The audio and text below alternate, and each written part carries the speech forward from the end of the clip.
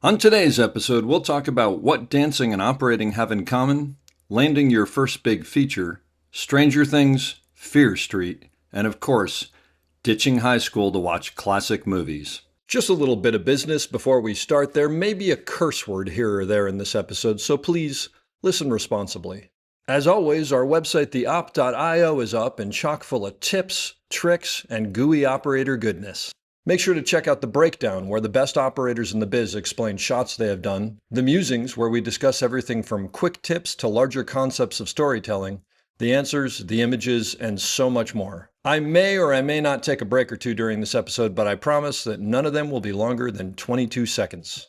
Finally, if you are enjoying the podcast, please follow us, write a review, share us with your parents, and talk us up around the water cooler with your friends. So grab a beverage, sit back, and enjoy the op. Thanks for listening. Lock it up, nice and quiet, and let's roll. Rolling. Victor 30 Echo, take 2. Hey, Mark. Hey, Mark. And camera set. And action. Hello and welcome back to the Op Podcast, the podcast where we talk about operating and the art of visual storytelling. I am Dave Comides, and I'm coming to you from the home of today's guest, Mr. Nick Müller, here in Atlanta. Nick is a great A-camera Steadicam operator who has done some amazing work on things such as Stranger Things, season 4 and 5, which I think 5 is about to come out, Fear Streets, parts 1 through 3, 3 movies sort of all shot together, I guess. The movie Old, Fall, Agatha All Along, and an incredible movie that I don't think enough people saw, The Boston Strangler, shot by Ben Cutchins, for which he and A-camera operator Ari Isler, Nick was B-camera Steadicam on that, were nominated for the 2024 SOC Operator of the Year Award and did some outstanding work. You should see that if you haven't seen it. Nick, thanks for having me over.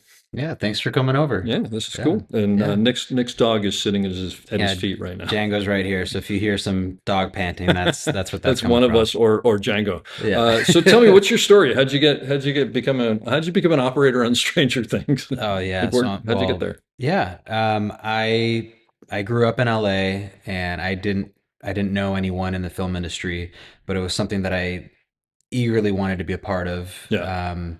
And in high school, I had a friend of mine, Alex McCott, who's an assistant now in Louisiana.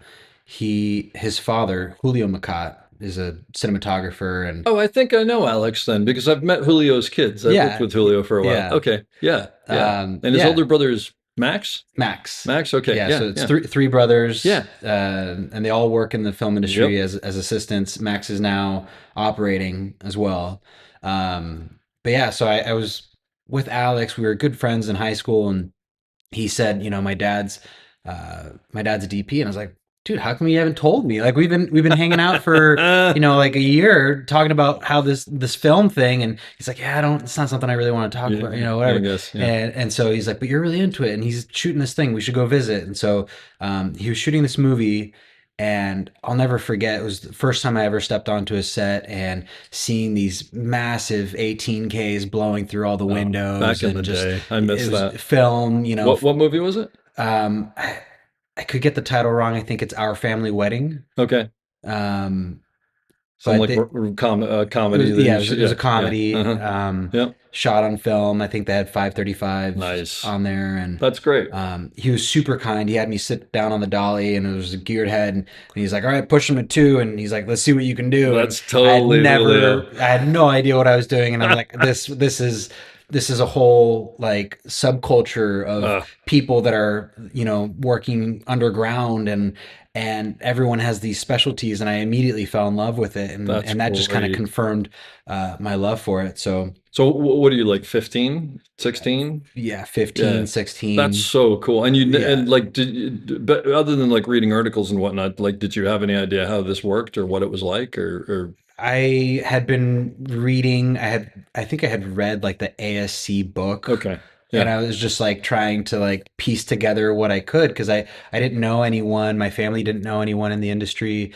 And I was just kind of scratching at the door, like, let me in, like Yeah. as somebody, I got to know Totally. somebody. How cool. And then, and then one of my good friends dad was, Julio Macat, ASC. He was a But huge yeah, and it's DP, not only like he's a DP, but he's done big things. He's got a huge name, things. and yeah. Yeah, Home That's yeah. Alone I and mean, right there, right? Yeah, um, all sorts of stuff. I did.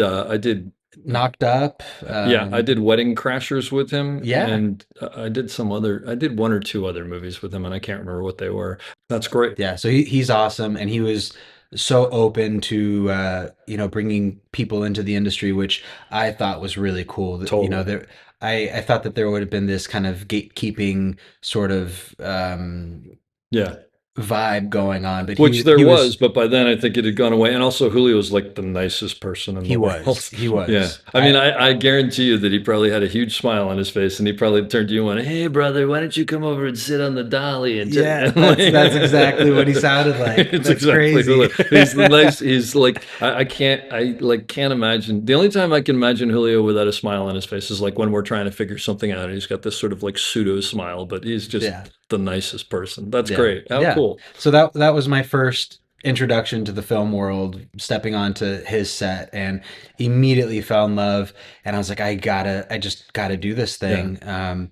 So I started camera PAing where I could, all non-union, But Craigslist how'd you get like, stuff. oh, so Craigslist? You just looked on Yeah, Craigslist? yeah, Okay. yeah. Just like, trying to get on anything that I could. I think I made friends with the loader on that show, and he hooked me up with some people, and I just started kind of camera PAing on non-union, very, very low budget stuff. And Nice. then Yeah. and then I was just hitting Craigslist every day, just, hungry to get on anything that I could. And I started second day seeing for a first assistant that I had met. We had done a couple movies together, um, and then I remember watching Steadicam operators and seeing this movement throughout the set. And I come from a dance background, so I was kind of analyzing it from a dance perspective, and Oh, wow. um, some of the operators on the low budget stuff, they were running into walls and clipping Yeah. doorways and Like 10 years earlier, I would have been one of those people.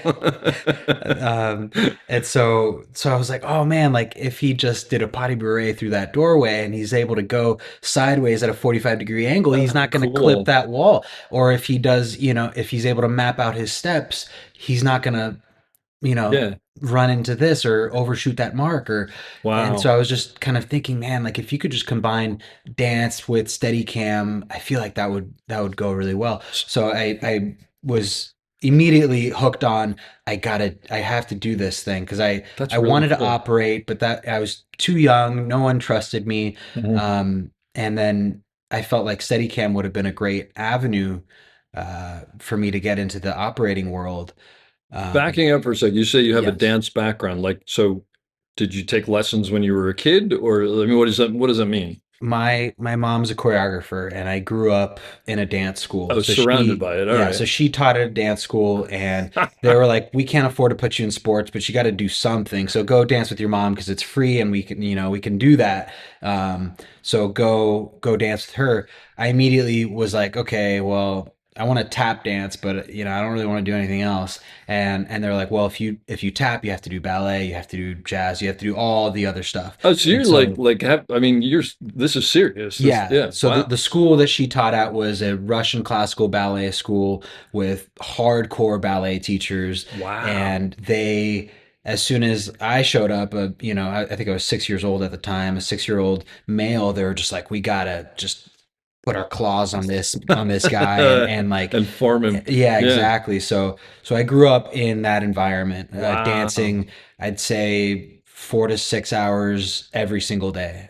So you have like when you're going through a doorway, like you were saying, you have a totally different mentality going in than I do, which is just like I gotta not hit Yeah, that. yeah. That's amazing. Yeah, so I grew up with that school, and I did it professionally for a while. Right out of high school, um I was assisting, I was second assisting at the time, and then it would get slow around wintertime. I would go hop on a cruise ship and, go hang out in Mexico for 6 months, 4 months, Meaning like dancing on a cruise ship.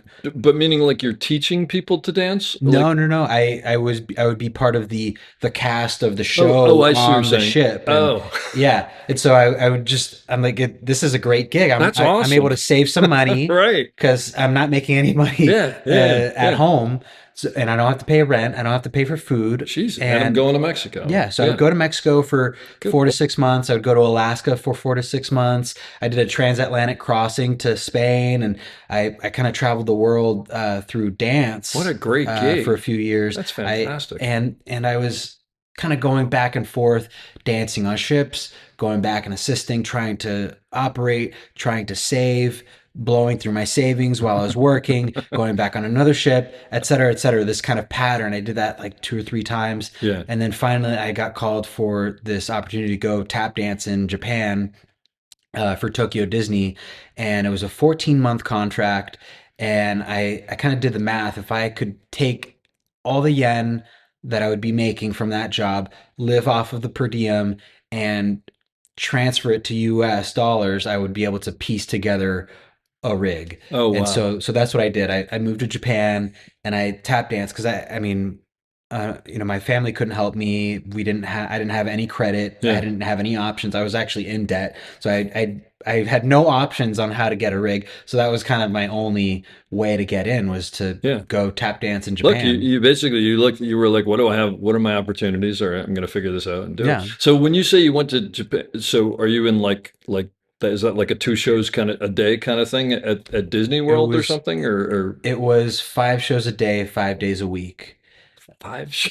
Yeah, five shows a day, 5 days a week, and we had like What's a show? Like an hour? Half hour? 50 minutes. Oh my God. Yeah, so we'd have 50 minutes on, I think 50 minutes off, uh, every day for 5 days a week, and if you wanted to travel and go see Japan, Yeah. you could do 6 day weeks, and just kind of do 4 or 5 6 day weeks in a row, Oh, and then you'd be able to bank have some like days, yeah. 4 or 5 days off in a row, Wow. and then travel. So that's what I would do.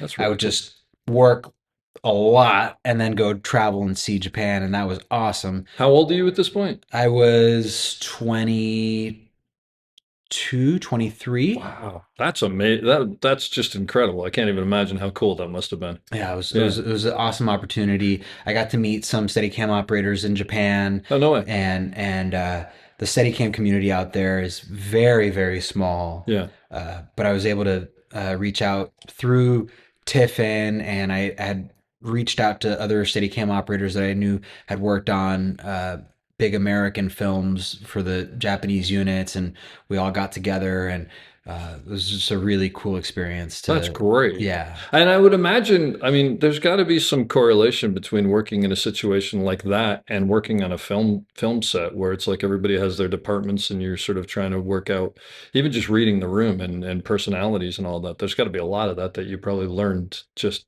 from being in that situation, no? Mhm, That mhm. translates down the line? Yeah. Yeah.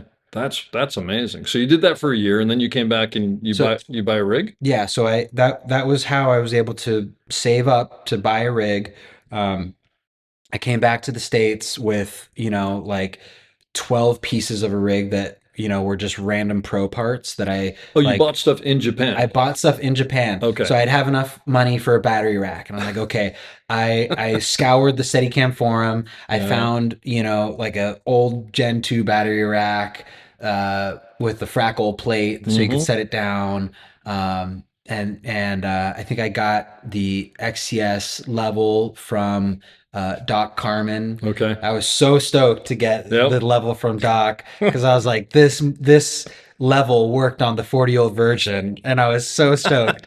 The That's great. post, I can't remember. It was it was the center post before there were kip handles, so you had to put a 5/32 in You had to use to an extend and Allen wrench, retract. and yeah, Yeah. it wasn't toolless yet. Yeah, Yep. it was a DB2. We're getting gear I oriented was now. going to say, for anybody listening, this is a lot of gear equipment that he bought that was very exciting at the time, but Yeah, yeah. probably just sounds boring to most people. It was But that's amazing. yeah, yeah. And so, I mean, did it all come together to be like a complete rig, or you were still missing parts by the time you came It back? I was able to piece together a whole rig. Yeah. I had a 3A arm with an old pro rig and a Uh-huh. new pro gimbal, which I was very excited That's about. That's cool. what I spent the most money on was the Yeah. gimbal, and I took advice from my operator friends at the time. That's they said the arm and the gimbal are the most Yeah, important like if you're going to two put money into components. something, go Yeah. for this. Yeah. Yeah, so I there was no way I could get a pro arm, so Yeah. I went for the 3A, and then I got the pro gimbal, which I was stoked. That's amazing. Yeah. That and so when I got my rigs, well, I mean, by the time that I got my pro, I just bought a pro. But before then, it wasn't piecemeal because things weren't components, right? So you just bought like some old rig, and that's the way that it was. And then you invariably like took a hacksaw and started cutting Yeah. cutting it up, which was ridiculous. But I do remember the first new thing that I ever bought was a WRC4 follow focus, which was the Cinema Products follow focus, and it came in this gray attaché case. It was the only new thing that I owned. Yeah. And I was like I wouldn't let it out of my sight. Like I would clean it at the end of the day. And actually, this shows you how things have changed. That was like a whole transmitter, receiver, whatever. I used to carry that on as luggage on the plane when I would wow. fly, and nobody ever asks me Yeah. anything about it. Times have changed a little bit. They would never allow it on now. But Yeah. yeah, that's really cool. But prior to that, in your off time when you weren't, dancing and whatnot, were you operating at all? Or were you just, Yes. so you were starting to like regular operate a little bit? Yeah, so prior to Japan and the cruise ship stuff and touring, I was mostly assisting, and then I would hop on to any operator gigs that I could find. Yeah. Like the Um, Craigslist kind of the stuff or whatever, Craigslist or stuff. whoever knew. Yeah, Yeah. exactly. Yeah. And then there was Mandy for a little bit. Mandy.com was a thing. Oh, I don't remember that. I don't know if that's a thing Uh-huh. anymore, but That was like where people would post jobs? yeah, and you could reach out and apply for, Oh, no way. Okay. jobs and Yeah, I didn't stuff, even know about that. like film related stuff. So do you remember like the early stuff that you were operating on back then in non-Steadicam stuff? Like when you went in, I mean, did you just sort of like make it up as you like how'd you figure out headroom and stuff like that? Like or Okay, well, I guess we're kind of like way out of order here, but Sorry. back in high school when I met Julio, and I first stepped onto a film set, one of the words of advice that I got was photography, is to go Totally. and shoot as much as you can Everybody should listen to on this. a film camera. Yep. And so the very first ever piece of equipment that I ever bought was a Canon AE1 Mm. film camera, and I went to this arts high school, Loxa in LA, that was You went on. to my daughter went to Loxon. Oh, no way! Yeah. I had no Yeah. idea. They have such a great film program too. Yeah. That's amazing. It wasn't a film program before. Back then it wasn't. It wasn't a department. It was like a program. Oh, So okay, you yeah, could yeah. you No, could it's its take own department now. classes Yeah. before. Yeah.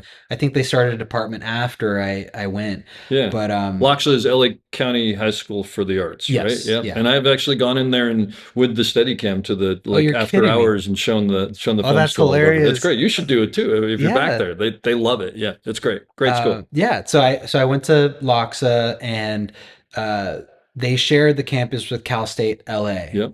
And I was not the best student in that I would, ditch classes because it was an art school and everything was kind of unorganized. I had access to this massive library with all these films that I could go watch At the college. at the college. Yeah, because they sort of have access to the library and stuff. Yeah, right? so Yeah. the high school students have access to the All right. college library and all these things. So I would leave class, and I would actually turn in my homework, and I would tell the teachers ahead of time, like, hey, I'm going to go to Starbucks. You want anything? Yeah. I would get them something, hand in all my classwork, paperwork, Yeah. homework, all that stuff. By the way, And then totally preparing you for the film industry right yeah, there. and then I would go and I watch, you know, Eight and a Half Oh, for that's like, so you know, cool. Like in in the some library in the or whatever. Yeah. library by myself with headphones on That's so and like great. just check out Fellini Yeah. and you know, the 400 Blows and all these kind of I like mean, did you go to like did you get a list or how did you know? I mean, I how did you know what to watch? I don't remember how. I think I somebody mentioned Truffaut and I Okay. was like, okay, Truffaut, Yeah. and I was like, oh, this is some special stuff. And then I was kind of branching out from there, uh, you know, to then Italian movies Yeah. Like one and thing so leads to another. Yeah. and then all this to say is that you know we had access to the college facilities, and so Yeah. there was a film photography program that had a building. So I would sneak into the dark room and I would develop my film This is great. in the college's dark room Yeah. and just ask people questions in there and start printing. And so that was my introduction to photography. Is I got this AE1. I was teaching dance at the time, so I would teach dance, save up my money. I went to a store, bought the AE1, and then got film for cheap at the college and was just kind of printing my negs there That's great. and kind of learning about filters in That's black and white and composition yeah. and you know the people in the film photography classes, you know, they were all, you know, wanting to give advice and stuff. So Sure. it was just kind of an Did open they book of realize that wealth of you were the high knowledge. school kid from down the road, or I did you don't just not say anything? I don't even remember. Yeah. I think I was just trying to fly under the radar That's so great. and it was dark in there. Yeah. So You just um, like talk with a deeper voice. yeah. But yeah, to answer your question, composition and all that stuff, I kind of was learning it on my own through film photography and then books and just watching movies, watching as many movies as I could. So The great. first movie that really, oh man, we're all over the place timeline wise. Don't worry But when about I it. was 12, I was watching westerns because my grandpa was into westerns, Cool. and I was watching these Clint Eastwood movies as a kid, and I remember like that was the first time that I realized that the camera was a thing. Like that someone was creating this frame or Someone was made a decision. behind Yeah. the lens That's doing cool. something and making choices. Uh, Up until that point, you know, yeah. you watch a movie and you kind of are just into the story and you're just paying attention to the dialogue and the Yeah. actors but watching the good, the bad, the ugly, you know, these scenes where you're Totally. so close to these person's eyes and then you cut away to this massive wide, you're so far away, and then all of a sudden you're so close again, and this tension that's building just by the angles of the camera and the lens choicing. That was the first time that I realized, okay, you can actually make decisions behind a camera to tell a story, Yeah. and it doesn't have to be the same thing every time. That's And there's cool. something different about this. And what is it? And is it that you're closer? Is it that you're farther? Is it the lens? I didn't know the language at the time, but that was the first time that I had recognized that the camera was a tool to tell a story. That's awesome. I And love that was what ignited my yeah. passion for film. That's so cool that you had a light bulb moment and you actually like remember the light bulb moment. You know, Yeah. that's really amazing. Do you remember when you were when you were sneaking up to the college? Do you remember like a film that just blew you away? Is there like anything that sticks out? The 400 blows, you know, the cameras were like the size of refrigerators, and for the time the camera didn't move too much. But then I remember the last scene where the Hmm. main character, he's running towards the beach and the camera's just tracking in profile. It reminds me of a shot that you did one time, didn't you? You did a shot, like a tracking profile shot in New York, didn't you? I mean, I've done a lot of stuff, like a but really long tracking oh, profile you're shot. talking about on Shame, the when he's running across the city. Yes. Yeah, yeah, yeah, It's yeah, very, very yeah. similar to that. So I remember watching this shot in the 400 blows and just being like, "Wow, this Yeah, is really cool. This is really special." that's And cool. it's just beautiful, beautiful Oh, storytelling. that's amazing. That's so cool that you remember all this stuff. And yeah. And by the way, for anybody who's listening, I say this all the time. Is like people are like, yeah, but I don't have access to a camera and I don't have access to this. It's like nowadays you have a phone. Go out and take pictures. Like Yes.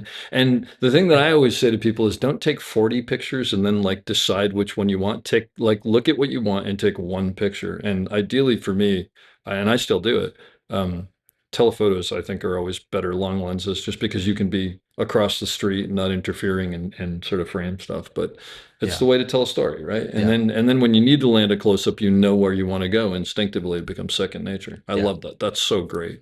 So you got back here from Japan and you had a working study cam at that point, or like or Yeah, close to it, I'd say it was working. It was ish. good enough Like to, you know, all the pieces were there. all the pieces were Okay. there. I think there was like one, you know, the center post pin where it mates with the battery rack was kind of loose, and so if you were, you know, there was a little bit of A little bit, vibrations in there, but but you know that's to be expected with your first rig. also, It's by not the going to be way, it's perfect. so funny because people are like, "Oh, there's a teeny little bit of vibration here," and I was like, I always think like, you should see what we used Yeah, to work with. yeah, It's like if we put it on, and I mean, the main thing, and I've said it before here too. And did you ever see the Model One Steadicam? yeah. Yeah. So it had those two switches, and the first switch heated up the tube, Oh my and God. you would turn it on and nothing would happen. And then you turn the second switch on that turned the tube on, and you'd sort of hope that it went ching, Oh and then my the green goodness. screen would come up, but it didn't always do Yeah, that. So now, like when people complain, I'm like, I'm sorry. I yeah, can't- you know, yeah, the fact that if your monitor goes down, there's like 12 other monitors on set yeah. you could somehow use. But anyway, so did you just start going back to Craigslist and going, I got a steady cam up to Immediately went whatever? straight to Yeah. Craigslist and just started, you know, reaching out to people, everyone that I knew. Did you take I a class or anything, or did you just put it I on and start doing it? I couldn't afford a Yeah. class. I There was no way for me. I had just bought this rig and spent everything I had. When I came back from Japan, I pieced together the rig and I was able to get a weight plate on there so I could practice. And Yeah. I'd reached out to uh, every operator that I knew that was doing Steadicam from my AC days Okay. that was willing to, you know, practice or like hang out with me or have discussions or Teach you anything. tell me anything that Yeah. I'm doing wrong Were people pretty receptive? I because mean, I couldn't take a course because yeah. I couldn't They're afford a also, course. besides not affording them, it wasn't like there were a ton of courses back then. I mean, there's more stuff now. You know, there like Yes. every Yeah. year or every 6 months there might be something or whatever. Yeah. But were people pretty receptive and open? I had a couple people never respond, and I Hmm. expected Yep. that. Yep. Um, there was one a buddy of mine, Dustin Heindel, who runs a camera house now in LA. I would pull focus for him on like every Steadicam job. Like he would just kind of package me together, and I would just go pull focus for him. He was a Steadicam And he was a operator. Steadicam Okay. operator, yeah. Yeah. So he was totally cool with me coming over to his place and, you know, checking out my rig versus his rig. A buddy of mine, Chris Lowe, is like a Yep. huge. He's my best friend. I was in his wedding, Good and guy. like, Yeah. yeah, Yeah. I love Chris Lowe. If you're listening, what's up, dude? Shout out to Chris. Shout out to Yep. Chris. But Chris was a huge help for me at that time. We were both learning and growing and practicing, and we would practice for hours, as many days of the week as we could That's because we weren't awesome. working. Yeah. So, and it was literally like, okay, what how are you breathing when you are doing this slow push in and let's take lasers and attach it to our bodies and aim it at a target and Oh, wow. walk and Yeah. let's dissect things. Let's film each other as we're doing these shots and That's watch it so back. great. So, you know, and I love so this. it was Chris Lowe, it was Xavier Oh, Thompson, yeah. Quaid Sitabaka, Oh, Sam Law, Nate Conant. It was this group of guys in LA that I had met, of younger operators who were just wanting to learn and grow, and we would just get together and have these practice sessions. That's so great. I highly recommend, if you're a Steadicam operator and you're listening, if you don't have a community, go reach out to people. Reach out to people who are ahead of you career wise, behind you career wise, and at your level, and just get together and practice. Get the rigs out, throw them on, and just hang out, and you could learn from each other. There's so many things to learn from. There's no right or wrong way, as long as you're level, to do things, and you could learn so much. It's so invaluable to create that community and that group. Yeah, I couldn't agree more. And actually, I mean, I don't know about all other communities, but Steadicam operators are such a giving community. I Yeah, think sometimes like younger people are sort of like, well, I can't email so and so because like they're a big, blah blah blah. And it's like 9 times out of 10. I mean, look, some people are just that's the way they are in their lives, but most Steadicam operators are like, yeah, how can I help you? Like, yeah, let me show you how to do this or whatever if I have time. yeah. It's a great community, and I love hearing that you guys all. I mean, I know most of those names. I didn't know who was connected to who, Sure. but it's just for the love of it, and Yeah, and it's also like even as an established operator, it's like sometimes it's good to have another person looking at you going, why are you doing that? Because yeah, you're not outside of yourself, right? yeah, And it makes yeah, that's a huge difference. That's great. yeah. So were you doing like short films or music videos or what? I mean, Yes. So then practicing Craigslist, just like all day, every day. And Ari Robbins told me that when he started out, when he wasn't working, he would sit at home and literally like hit refresh because he wanted to be the first person to email when something came I was one of those people. I would have the computer out. I would just refresh over and over and over That's so again great. until a new ad came up, and then I would just, Yeah, because you're just hungry to work on anything, get right? in Yeah. there, copy and paste that thing, and change the name, and like be ready to go. Yeah, so hungry, That's awesome. and just trying to work on anything.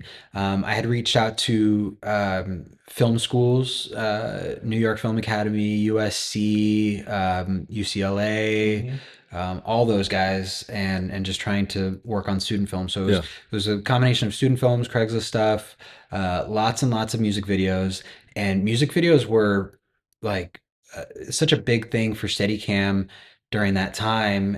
I was able to learn so much because you're always under pressure.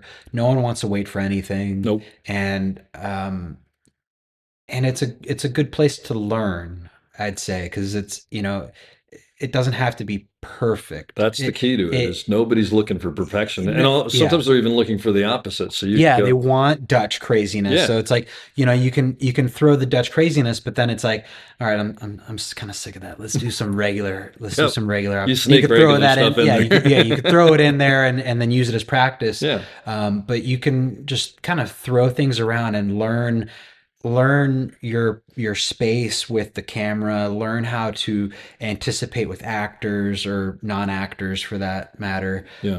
and learn tempo and rhythm and musicality and choreography and all these things. So lots and lots of music videos. I got to assume your dance stuff must have come in massively helpful during That that, that was right? super helpful. Yeah. Yeah.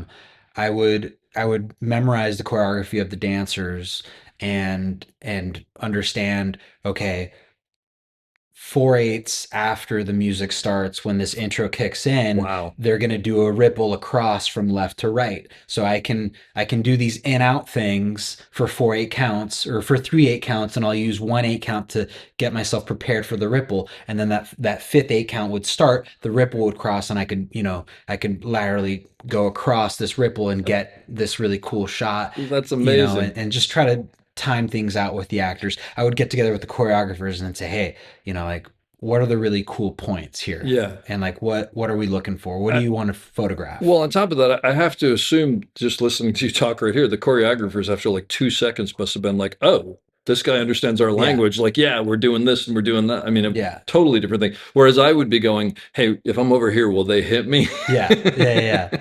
So yeah. That's incredible. So later on, when I started, getting better and working on bigger stuff, I would get together I would actually meet choreographers, and the choreographers would sell me to agencies. And so I would be Oh wow. traveling from LA to New York to Atlanta to wherever on music videos with these choreographers, and That's I would be amazing. I would be brought on before the DP was ever brought on, Wow. sometimes before the director was ever brought on, because the artist would bring on the choreographer, Sure. and then the choreographer would bring me on. Because everybody trusts each And other, right? yeah, Yeah. and Yeah. then and then I would work with some artists where Oh, the that's so choreography is cool. so important. Beyonce, for one, her and I clicked immediately, and she would come over and whisper camera notes in my ear.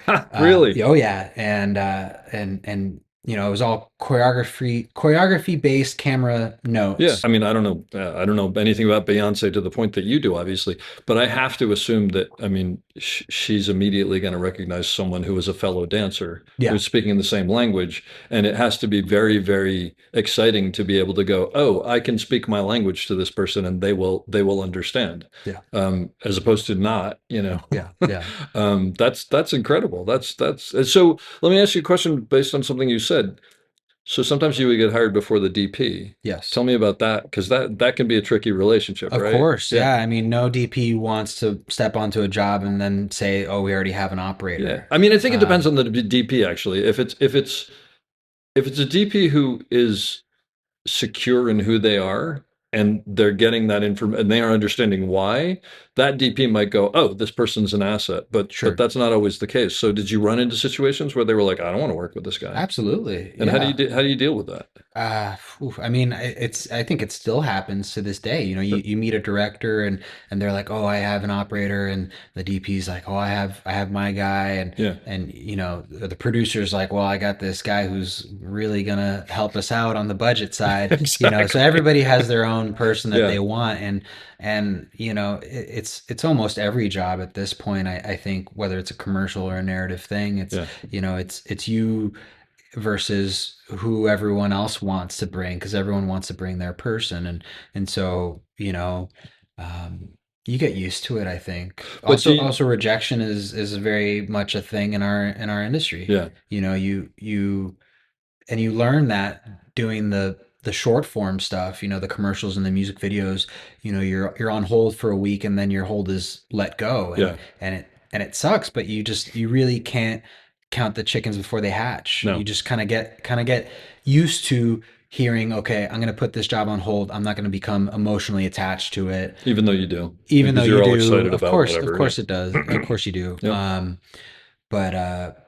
But yeah, and in that instance with the choreographer and the agencies and stuff, those agencies were also using the same DPs, and so Okay. so So it would that's a little actually different. work out Yeah. sometimes where the choreographer would pitch me to the agency, and they'd be like, yeah, let's get this guy in, and they'd hire the DP. Turns out the DP's a buddy of mine and There was you go. gonna ask for me to get on there anyways, because we Sure. had all worked So together. that's a different Yeah, situation. so Yeah. it would work out in the end, but yeah, it's very much a thing where um, sometimes you get put on hold for a job, and and everyone wants to be put on, and sometimes what I do is I reach out to those other operators who are my friends, and I'll say, hey, I'm gonna stand my rate at this, and Hmm. then everyone kind of agrees to that, Yeah. and you let production decide, Yeah. or Yeah. you If let it's, if it's a the money director thing, decide, absolutely. Yeah. and because it's not a money thing anymore, No. it's truly just you know Someone work with this person and someone work someone's with going to that get the person. job, Yep. and it's going to be one of us, and that's totally okay. Yeah. Yeah. That's part of it. There's no question about it. Just going back to when you get hired first with the DP, and I only want to ask this specifically because if it had happened to you at all, do you ever, like, if it's someone you don't know, do you reach out to them and go, "Hey, I just want to let you know I understand that this is a weird situation and I want to make sure you're okay with it," or do you just not do anything? Do you wait for them to reach out for you? Or did you ever not have that situation like that? I have reached out. It's a touchy It subject because you is. don't you That's don't why I want ask. Yeah. yeah, you don't want to seem really like needy for the job, but then I have. I've reached out. If I have 2-3 degrees of separation with that Mhm. person or so, maybe I'm able to get a foot in the door and say, hey, you've worked with my good friend, he said great things, I'd hope to work with you Yeah. someday. you know Yeah. um You sort of, I think what you do, you sort of call up and sort of show that deference to let them know, like, I am working, Yeah. for you. I know. The reason I ask is because I remember I was talking to Andrew Mitchell, and Andrew is Ryan Murphy's guy, Yes. and Ryan would literally sometimes just they'd have a steady cam operator on a show, and he would like fly Andrew across the country for like a musical number to do one day because Yeah. he was comfortable with him, and he was telling me that he did a show. He did a show with Bill Pope. I can't remember the name of it. But and he called me up and he's like, "Hey, Ryan wants me to do this." Ryan was producing this movie with Bill Pope. Do you know him? And I told him everything. And so Andrew just called him up and he said, "Listen, first of all, I'm a huge fan of your work and this and that and the other and whatever. And I know this is kind of odd because Ryan is sort of saying who you're using. I want to make sure you're okay with that. And if you're not, I'd like to know because I don't want to be a burden to you. And Yeah. I'll try to figure some way out of it because I Yeah. don't want to do that." And I always thought that was kind of a class move. And Bill basically said, "No, look, I looked you up. You've done great work. He's happy with you. I'm sure you're going to be great." And they had a great working. As a matter of fact, they're like good friends now. But it doesn't always go that way, What a unfortunately. classy guy. No, both of them. I mean, 100%. But And Andrew Mitchell's work is, oh my gosh, yeah, it's so good. Andrew's like, Ah, yeah, yeah. I actually, Andrew was my assistant on a show in Texas that nobody ever saw. It was a miniseries, and I remember he wanted to be a steady camera operator. He's like, can I like on weekends, can you show me how to operate?" And I was like, "Yeah, sure." And now I regret it. No, I don't at all. He's a yeah. phenomenal person and a phenomenal, actually now he's a phenomenal DP. Yeah. And I've actually worked with him as a DP, which was great fun. So yeah, Yeah. he's just, Andrew, if you're listening, great stuff. Yeah.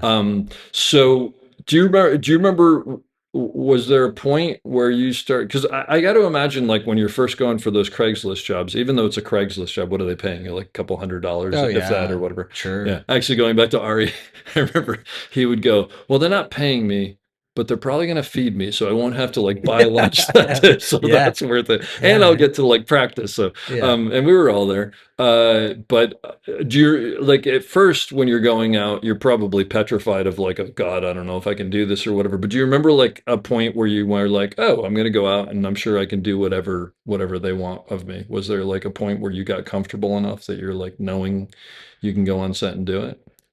Yeah, yeah, definitely. At first, it was like the hardest thing is to not look like you're struggling. 100%. Yeah. Yeah. You're Just like I'm like like dying, I'm fake it till you make sweating, and I'm like, it. oh my God, I got to set this thing down. My knees are shaking. That's exactly right. And so I remember like kind of categorizing these stages monetarily with like the rates that I was working at the time. Okay. Like I don't feel like I had the experience to demand this rate Yeah, and yeah, feel that yeah. I'm worth that rate. Yep. Once I feel that I'm comfortable with everything that they're asking or whatever, then it's like, okay, I've done enough of these jobs.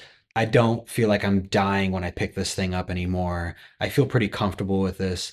And I also feel like my time is worth more at this Yeah. point. Well, So and you can bring something that you couldn't bring before, so yeah, it's worth more. Yeah. yeah. Yeah. So then I would when I got that to that point where I felt I was comfortable, I would, raise the bar a little bit, Yeah. Yeah. and I'd have to say no to a lot of those Yeah. jobs. But by that point, I had been working with enough producers and DPs that other jobs were coming in now that I didn't have to scour the Craigslist thing. So calls were coming in at that Yeah. point. Yeah. And I think that that happens naturally. The more you work, the more people you meet, the more the work comes. And so I was getting calls at that point, and then trying to raise the bar. Um, and then, just slowly over time, then you feel really comfortable with everything. And then it's like, okay, I feel like I should raise the rate a little bit. And doing that with my community of operator friends too. So it's like, okay, you guys are all going out for X amount. Yeah. Where are you at? Where are you at? What Yep. should we all be? And that's constantly a thing in our industry Yeah.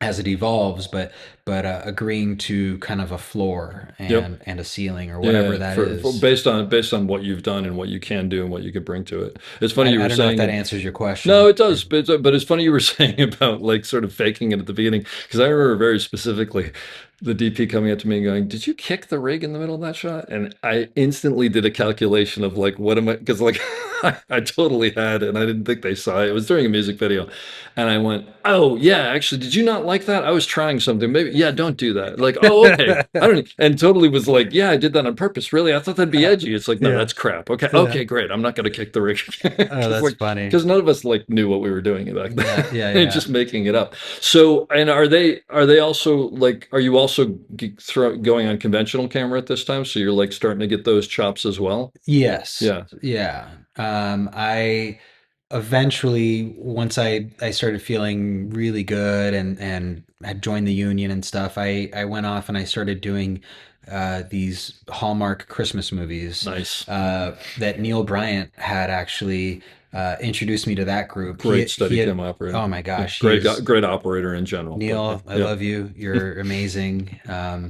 But so I had met Neil. We had started practicing together, and he had been doing the Christmas movies years prior, and then somehow he introduced me, and so I started doing those Christmas movies. this And is I one like once you get in that circle, they just call you yeah, for the next one and the next they one, and the just next one. Yeah, keep cranking them yeah, out. They yeah. do these movies in Utah. They'll do Like a 4 week movie or something, or 3 week movie yeah, or whatever. Yeah, exactly. yeah. 4 to 6 week movie, and they do them, That's great. 4 or 5 times a So year. you're B Steadicam or I A was B Steady? Okay, Steadicam, and the DP was A. I got you. And Yep. Teo Angel, who I was working with at the time, who was shooting those movies, he taught me a lot about how to be a B camera operator, how to be a conventional operator, Yeah. and um, certain things like, you look for the third or whatever to put somebody's face in. It's very simple, but to me, I just didn't know. I'd put somebody in the third, and he'd be like, "Oh, well, you're shaving off their shoulder a little bit." I'm like, Uh-huh. "Oh, Uh-huh. I guess I didn't think about that." And he's like, Yeah. "Well, yeah, you got to keep their shoulder, right?" So like basically it's like starting to learn the nuances of it. Yeah, You get the yeah. idea, but the nuances, yeah. Yeah. So he's like, "That's not going to cut with Uh-huh. the wide," Yeah. and thinking, well, it's not going to cut. Like this shot's awesome. Like who's going to cut away from Yeah, this? exactly. I don't care. It's not going to cut. Don't Yeah. use your. And Yeah. so he taught me a lot about how to compose for something that's going to edit well. That's great. And that was something that I never That's thought of huge before, right there. coming from music videos and commercials and Yeah. short form, where you're just slopping things together and they'll figure it out later. Yeah. And well, I think one of the important things about all this stuff is like you're saying, you're on the music video and you're learning how to do Steadicam, but like every shot they're going to use is like 2 seconds long. So like Yeah. you can screw up. And then Totally. you go to, and nothing against these things, but you go to the Hallmark Christmas movie and it's like you're not going to screw up, but it doesn't have to be as perfect as it's going to be on like, Lawrence of Arabia, because they're just doing it fast and trying to get Yeah. it. Yeah. And he's probably, I mean, I'm sure he's right that that frame isn't quite right, but chances are they'd use it anyway, or something. So Sure. like there's less at stake, so you can make those mistakes, and those are great places to learn, right? Yeah. You mentioned something about how to be a B camera operator. Yes. Thoughts on that for people? Like, what does that mean?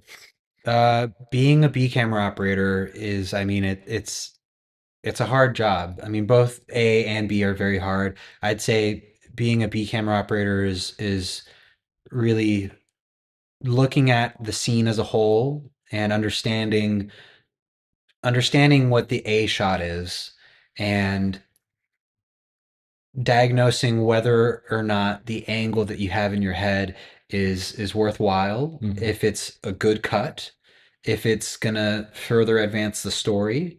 Um, and then also from a lighting perspective, are you on the shadow side or are you on the key side? And is it going to be something that you're going to propose to the DP and he's going to be like, no, man, like you're on the wrong side for the light. You can't do that. Yeah. So you need to learn a little bit about lighting. You need to, look at the art. Is there a tree growing out of this person's head at this angle? How valuable is it? And also knowing the visual language of the story as a whole. Is it the kind of project where it's not crazy to go to 100 mil, or do you have to be on a 50 mil, a little Mhm. closer? Because cutting away to 100 is not going to match all the other scenes that have been shot prior. You Yeah. can't just just shoot something that doesn't match because you're forcing it. So if it feels forced, it's probably not going to work.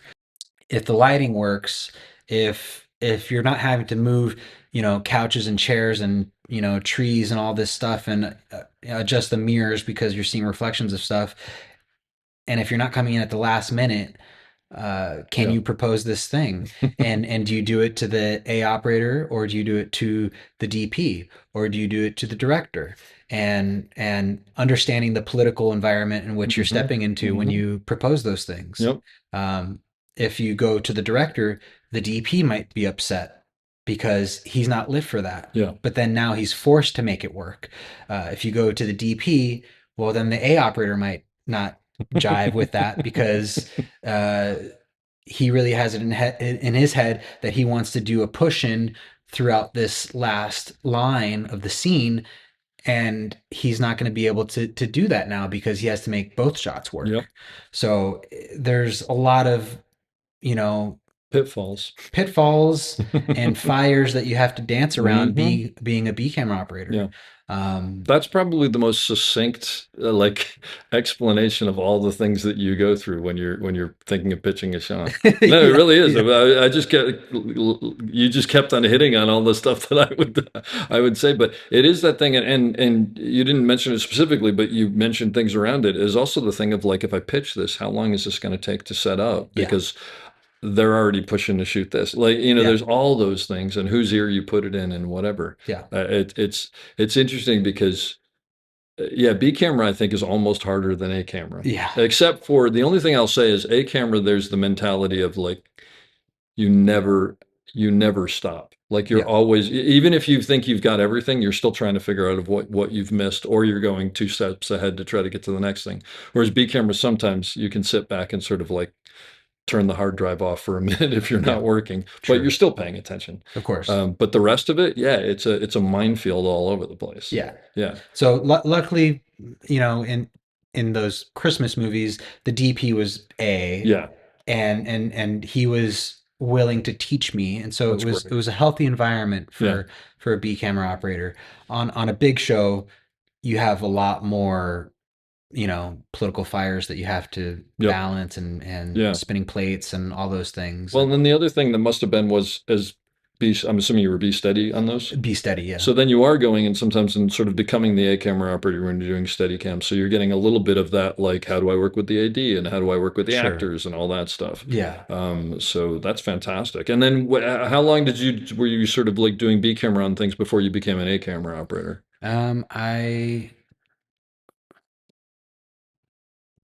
I can't count Yeah. the projects right now off the top of my But I head. mean, a couple of years or like Yeah, definitely a few yeah, you years. sort I of had hone your done, craft. yeah, I did Be Steady on for a few years on those movies. Oh, And so you then were with that group of movies for quite some time then. I think I did maybe a year and a half, 2 years, and then carried over with that crew onto other projects, Gotcha. indie movies, Yeah. Netflix movies. Okay. So I'd done Be Steady for maybe 3, 4 years before my first A camera project, which, uh, well, yeah, and then I was A camera operating on these indie movies, and then it was the first major that I got. The Hmm. first major was as A camera, which was a huge, scary thing for me, and I had reached out to you Oh, that's right. begging for Wait, is advice that's that? because What? it was Fear Street. Fear Street. That's right. Because Yeah, they were shooting. Remind me that it was three movies like back to back. So it was like 9 months worth of work or something crazy. yeah, it was Yeah, something here like in that. Atlanta. Yeah, Yeah, eight months or yeah. so. I think it was like two Well, and a half, I'll three tell you months something, because we per probably got the movie. call at the same time, and I was living in LA, and I got the call, and I was like, I don't want to go to Atlanta for 8 months. Nothing against Atlanta. I don't want to go anywhere for 8 months. Sure, yeah. And so I turned it down. And then I think I came here for a TV show. And did you know that I was coming here or something? Or you called me? I can't remember how I knew that you were in town. I think Or maybe you just called me and I said I happened to be in town or whatever. But I remember we went to breakfast or something like I that. had heard that you were in Yeah. town, Okay. and Yeah. I was like, I really, really would love to just steal Dave I for remember this. coffee because I'm terrified. You were terrified. And I was like, I don't know what I'm doing, and I need help. And I think it was Um, like a week before you were starting or something like that, yeah, right? You were starting yeah. right away. I remember that very, and I don't think I'd ever met you before. Had I? No, No, I don't think, I no. mean, I knew your name, but I'd never met you before. I remember very specifically, you were like, I'm really, like, I really don't know what I'm doing. And I think mainly what I did was I was like, you do know what you're doing. You just don't know that you know what you're doing. Yeah, yeah. And That was the biggest like do you remember anything I told you that actually like had any like what's concrete, or was it just basically like, look, just coming off the ledge? yeah, yeah, yeah. I mean, you were just kind of like talking me down a little Okay, bit good. because I was fucking terrified. And it was the advice that you gave me and Stu Cantrell. I reached out Oh to yeah. Stu Okay. Cantrell, um, and same thing. He was just like, listen, I know that this is like a big budget thing, and then that you're scared. But the best piece of advice that I can give you, which was given to me when I was going on to my first major and I was terrified and I was making phone calls, was this project is just like every other project you've ever That's done. exactly right. It's just a little bit bigger. Hmm. It's the same filmmaking process. You're still panning and tilting and doing your job as an operator. Hmm. It's just a little more crew and a little bit bigger lights. Yep. That's exceptional advice. But so you had done a camera steady cam before that. Just it was Yes. the size of it that was freaking you out on that more Yeah, than anything I else. had a camera operated other indie films, but Yep. this was my first major that I was Yeah. stepping Okay. into. That's okay. Yeah.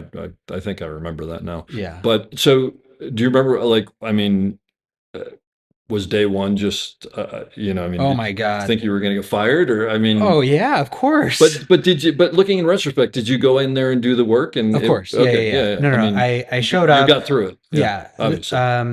I had met the DP before. We had worked on some short form stuff, Oh, that's cool. and it was a very steady cam heavy project, so Yeah. that was why they were willing to take a gamble on me. Yeah. Um, as like the younger guy, I showed up first shot, um, just like terrified. They did the rehearsal, and they walk away, and I'm like, okay, is this going to be dance floor? Is this going to be track? Is this slider and track? Actually, I this don't is a know. good question. I'm assuming because you were here in Atlanta and you're from LA, you didn't know the dolly grip, you didn't know the camera assistant. Like, are these people you These knew were from no, before? these were people So that brand new. yeah, So brand that's also new. part of it. Yeah, Is like, are I was these people? And I think as I remember, and look, I still do. Is like you go in, and you're like, are these people going to realize I don't know what I'm doing, or oh, for can I sure. fool them? Yeah. Well, I Yeah. mean, and I knew early on when I very first started, I had this idea of like fake it till you make it, kind of a thing. But then I learned really quickly that those with experience are knowing that you're faking it. Yeah. You're only trying to convince yourself. Yeah, no, but that's a So big part of it because if yeah, you can convince yourself, then you can potentially not fall flat on your face. yeah, yeah. So by this point, I wasn't trying to like fake it or convince anybody. I was just saying like, hey, I would tell my dolly grip. I remember specifically first shot, first setup. Um, what do you think? I want your input for Yeah, this. yeah. Let's work together on this. Oh, I think we should do this and that and this and like, okay, I think that's a great idea. There you go. That's that easy, actually. But I don't know about this one thing. And I was like, I think we should just have a slider on. Meaning, there's one part of the shot One that you part of the think is going to shot, be his problematic. Yeah, idea. yeah, yeah, yeah. Yeah. And I think he didn't like that. Okay. And Because it was challenging. Like, I don't think you're going to be able to get this, so we should do it. well, I think he was like, he's like, I can totally do this all Yeah, on yeah, dance floor, yeah. Exactly. basically. Yep. And I was like, well, I think we just need a slider just in case Yeah. for this one portion of the shot. Hmm. And and I remember him specifically saying, he's like, I've been doing this since before you were born, bud. And he pushes the dolly Yeah. over the threshold of the door, just shaking his head. Yep. And I'm like, oh fuck, Like day one, I've I've messed alienated the this dolly grip. up. Yep, Like yep, yep, yep, yep. what am I walking into? And for the first half of the day, there was just kind of this tension between me and this dolly grip, and I was like, what do I do? What do I do? What do I Yeah, do? yeah, yeah. And eventually, I pulled him aside, and I was like, listen, you have so much more experience than I do, and I value that so much. Yeah. And I want to hear what you have to say, and I'm willing to work with you on these things. If you're willing to work with me, Yeah. let's work together, Great. and you know, let's I can learn from you. You Yeah. can teach me, and we can work together. Yeah. And let's make a great looking show. It's like we have 100 days I ahead was of gonna say us. you've got. It's not like it's a week long And show. I was like, Yeah. hopefully I'm not going anywhere. I'm thinking in my head. But like we're not going anywhere anytime soon, and we got to work together. So let's find a way to make this work in a way that we like working together. And did he was did he? I think he appreciated that, and That's he was cool. like, okay, like Yeah. this guy has the balls to bring up that he doesn't know what he's Which talking he about. probably already knows. Because the thing Yeah, is, I mean, the reality is, let's face it, everybody's IMDb'd you, other people before, I sure. mean, we're all doing that now Yeah, to yeah. figure out who they're working with. So I learned so much That's great. from that experience as Yeah. a younger operator Hmm. working with older people and being terrified of it. And now it's just endless collaboration Yeah. with whoever you work with. And I think that was like such a big lesson, is like you don't have to have all the answers, uh, unless the director's asking you.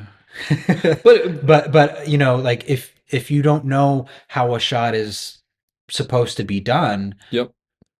you can collaborate. You can get the key grip involved. Yeah. Get the dolly grips over and be like, "Hey, what do you guys think about this? I'm thinking about doing it this way. What's the best way of doing this? Hmm. What's the pros and cons of this?" Yep. If you have the time. Um, That's and the that was the thing that scared me so much stepping onto a big set, is like sure. I don't have all the answers. I don't know exactly how to execute these shots. Yep. Um, But I think you'll probably agree with me that where you are now, which is much farther ahead of where you were and where I am, I never have all the answers. I have sure. thoughts on everything, Yeah.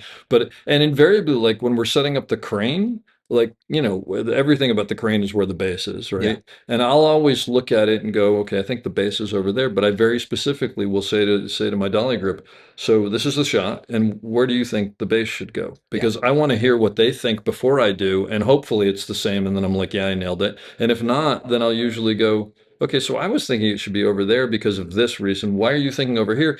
And then invariably, because I usually am lucky enough to work with good people, they'll go, well, the power lines are over there and we're not going to be able to buckets. Not, oh yeah, because that's something I didn't Yes. think about. Yes. Okay, let's bring it Yes. over here. Or sometimes they'll go, no, we can do it there or whatever. But And that is like, you never have all the answers. There's too no, much. you don't. Yeah, But also I think that is like such a important part of what we do, is getting the people together that are going to execute the shot executioners, yeah, executioners, yeah, sure. and talking through the shot point by point, and talking through all the other options so that they can be a part of it. It's Absolutely. a collaboration. Dolly grips, pickle operators or crane operators, Yeah, however you want to say it, they all have a say, and they've done these shots a million times as yeah. well.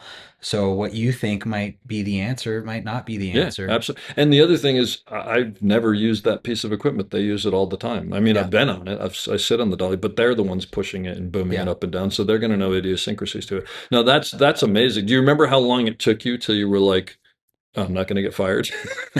um, I think once we got on Steadicam. Yeah, right. Yeah, Yeah. yeah. Later, I think just before lunch, there was a Steadicam shot. Okay, so day one, like you Yeah, were able to day do something. one, there Yeah. was like a Steadicam shot that was pretty difficult, Okay. and I was like very comfortable, and I was like, okay, thank God, like I don't have to worry about dolly grips, I don't Yeah. have to worry about I dance can just do floor. my thing. Yeah. Yeah, Yeah. Yeah. and Yeah. so I did it, and it was like take one, nailed it, That's great. and I think at that moment I could sense that the first AD was like, okay, thank God. Yeah, yeah, yeah, yeah. Like, Because you hey, never he's not a know. complete idiot. He's an Yeah, idiot. yeah, He's not a totally, complete totally. idiot. Yeah, no, I know what you mean. Yeah, Yeah. yeah, yeah.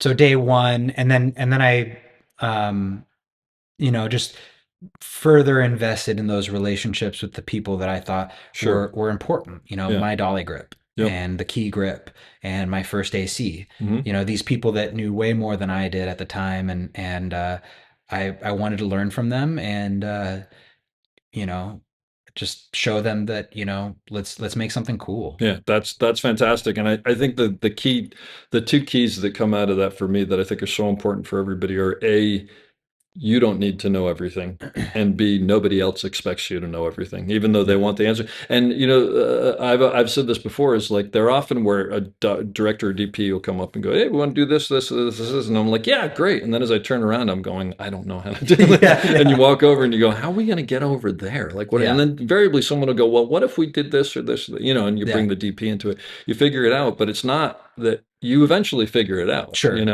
And then that's sort of the case. So you said that was like 90 days or something like that, or 90 shooting days or 80, or it was something ridiculous. I mean, Yeah, it's a massive it amount was of a work. long shoot. So Yeah, I gotta imagine by the end of that, you're dialed in and you're like, I can do this. I had That's learned great. a lot, That and is there was fantastic. many lessons learned politically, and just technically, really learning a crane, Yeah.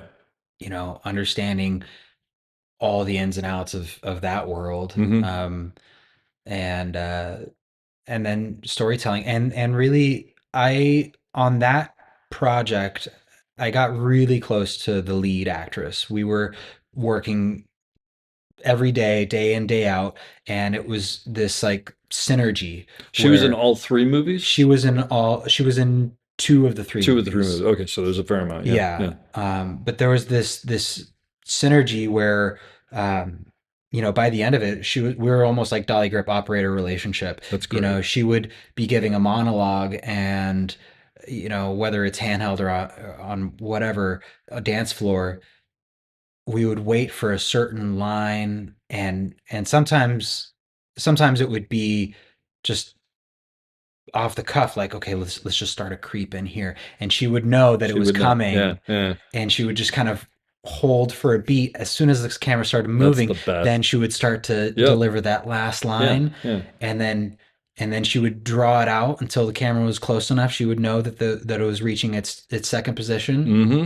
and then she would finish her last line, and then the camera would And the stop. great thing about that is everybody's like, "Wow, how did Nick and his Dolly Grip know it exactly?" And it's like there's some of that, but it's a whole Yeah, team effort, right? yeah, And I've had situations like that before where you're so in sync with each other, and it's the yeah, best thing in the world. I mean, and yeah. it's hard to even describe actually because I don't It know is. quite, but I think the more that I've talked about it over the years and thought about it over years, the thing that I think it comes down to is there's an inherent trust Yeah, in that you know what you're doing. And yeah, so when that dolly starts to move, which it never did before, instead of the actor or actress going, "Well, wait, why are they doing that?" or "What's happening?" They're like, "Oh, something cool. Oh, I know what we're doing." yeah, And then they just fall in, like, I'm gonna be part of this. I was just talking to Shelley Clayton, who's an amazing, I don't know if you know her, she's a great focus puller. yeah, And she pulled focus on she pulled focus on Larry Shear's camera on Joker Folie à Deux, which I don't know whether that was A or B or whatever it was, but she was saying that Joaquin understood that Larry likes the camera to constantly be moving. So even when they were pushing into close-ups, he would get into this thing where he would slowly start to pull back and then slow down and then pull back yeah. and slow down. And it never felt like that, but it gave them the ability, like he knew what they were going for. And Sure, there was like sure. this total symbiosis. It's amazing when that happens. It's the best thing in the world. Oh man. It's so funny that you say that. It reminds me of a project that I worked on, the card counter, and Oscar Isaacs was our lead, and he would do his own push-ins. Well, define that. The language of this movie was very still, controlled, not a whole lot of camera movement. Okay. Um, and I think he realized that Yep. after a couple days, and so he would start to give a monologue, and slowly throughout that monologue, he'd start to lean To in, creep into the just like camera. very, very That's slowly, so great. like imperceivably slow. Yeah, yeah. But then at towards the end, he's like a good foot and a half closer to the camera, That's so cool. and like I'm watching it, and I'm like, he's incredible, but he's so close. Well, I thought we set this frame to be like, What like happened? two buttons on his shirt, and now he's to the top of his collar. That's great. Oh, I gotta watch this movie now What and look for happened? it. and then we'd do the reverse, and we'd turn around and we'd match the sizes, and I'd watch and I'd be like, wait a minute, this isn't matching. Like, what's going on here? It took a couple scenes to realize that Because it he was was so slow, because it basically. was so That's slow. He so was great. giving his own push-ins. He was slowly leaning in to create that heightened energy that you get in that push-in. That is very cool. But yeah, That's so very cool. So you finish that, right? And yes. then you're obviously like you're in a camera study, like you probably are like, I got this, I can do this. I mean, you're feeling comfortable with things. And then at some point you fell into Stranger Things season 4 and 5. It wasn't right afterwards, was it? It was a gap in between? No, no, there was a gap. I Mm. had gone back to LA, Okay. gotten back into the commercial Yep. and music video world, and then done a few other movies by that point. I'd done several movies in LA, and then I went over to the DR to work on Old, who my buddy Ben Verhulst was working on. He had to Okay. take off. I covered for him towards the end. I I, met Actually, I Ralph want to ask you there. about that. Yes. So Old is with M. Night Shyamalan, right? Yes. Yeah. What's he like to work with? You know, he's he's very funny. He's a funny guy. I've heard that, but I Yeah. mean, is he just a complete auteur? Like, Uh, is it all, or is he collaborator, or well, this Old was all storyboarded. okay? Every single shot, the entire movie was I storyboarded think that's sort of normal for, before we yeah, ever yeah, like started doing anything. yeah. So it was kind of cool. You'd step onto the It's stage, like a commercial. you'd see, yeah, Yeah. you'd see the entire stage wall filled with, what you're doing for the day, Wow. and that was Yeah. pretty cool. Yeah. It had a very interesting visual language because it derived directly from a comic. Yeah. It was a comic book. Oh, I didn't know that. Okay. All Yeah, right. so sort of obscure framing where Yep. you're kind of cutting people's eyes off, and it's like, mouths and nose and kind of a little bit of a chin and an ear or something. You're That's like, great. what is going on here? But that comes directly um, from the original book. Yeah. Yeah. Um, but yeah, so he was very organized in that sense. I had never seen a director that was so welcoming and comfortable in bringing children onto the set. Oh, really? He would talk to these children as if they were 30, 40-year-old adults. There was zero like effort to sort of dumb down or Yeah. slow down Yeah. his Yeah. language. He would just talk to them. He's talking to like a 6-year-old like they're a 40-year-old kid. Yeah. And I think the kids really appreciated that, and Yeah. they were welcomed into this environment That's like, okay, cool. he's not treating me like a Oh, that's really kid. nice. I Yeah. feel like I'm one of the other actors, Yeah. and that was really cool. One So thing I have to ask you if he did on that, I heard from a couple other people that on Fridays he does a raffle and it's like a trip somewhere and it's like all these amazing things. Did you do that for the crew on that one? Oh, no, okay. this was like Must the have been other height ones. of COVID. Like, Oh, I okay. think this was Different like the first COVID movie. different situation all over the place. Yeah, Yeah. yeah. So I cut you off as you were saying, and that's where you met Ralph. Yeah, yeah, yeah. So for anybody who doesn't know, tell us who Ralph is. Ralph is the sweetest guy you'll ever meet. Ralph He's Scherer, Ralph right? Scherer. Yep. So Ralph was dolly gripping on Old. I met him there. We struck it off, got along really well, and we've been working together ever since. I'm so jealous of you because Ralph is one of the greatest people. He's one of the greatest dolly grips Oh, and crane grips, and he dresses like no one else in the entire world. this is true. Just a moment for our listeners out there who might not have met Ralph. Ralph makes his own shorts. Wait, I thought his mother makes the shorts, doesn't she? Originally, like back in the 80s, Oh, his I didn't get that. Okay. yeah, so back in the day, his mom would make shorts Yes. for him, like of just totally like random Yeah. fabrics. By the way, when Um, we say random fabrics, we're talking about like curtains from the 1980s from kids' rooms and stuff like Yeah. that. And then he then took over and started making Django.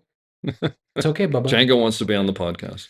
Um, and so then he started making his own shorts, and it's like and the shirts match the shorts. He's got like over 150 pairs of shorts that travel with his dolly, so he'll never wear the same shorts twice in a project.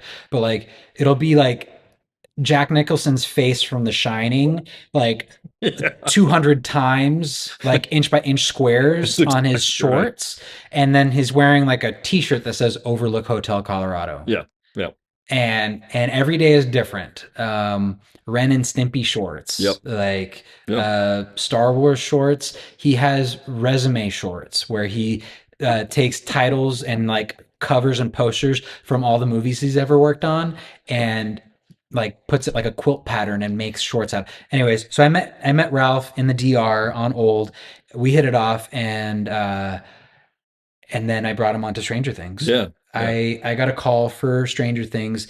Caleb Heyman, who had shot the Fear Street movies, we had worked together Oh, on I those didn't realize movies. that. Oh, okay. Yeah. That's great. So Yeah. we had worked together on those Fear Street movies, um, and gotten along really, really well. I loved working with Caleb, and vice versa. He was brought on to do Stranger Things season 4, Mhm. and um, they they had an operator prior, Bob Gorlick, Mhm. who did an amazing job. Yeah. He stepped away after season 3. Ben Seminoff came on to Okay. do the beginning of season 4, and then he took off shortly after to He probably was start directing, directing. is my And so guess. Yeah. yeah, so he Yeah. started directing. He Mhm. directed a show in Hawaii, which Mhm. sounds pretty nice. Yeah. Right. So they had this open slot, um, and Caleb was like, "Well, let's bring Nick in," Great. and they're like, "Well, he's too young and doesn't have the resume," and he's like, "But he's really good. Like we should try him out."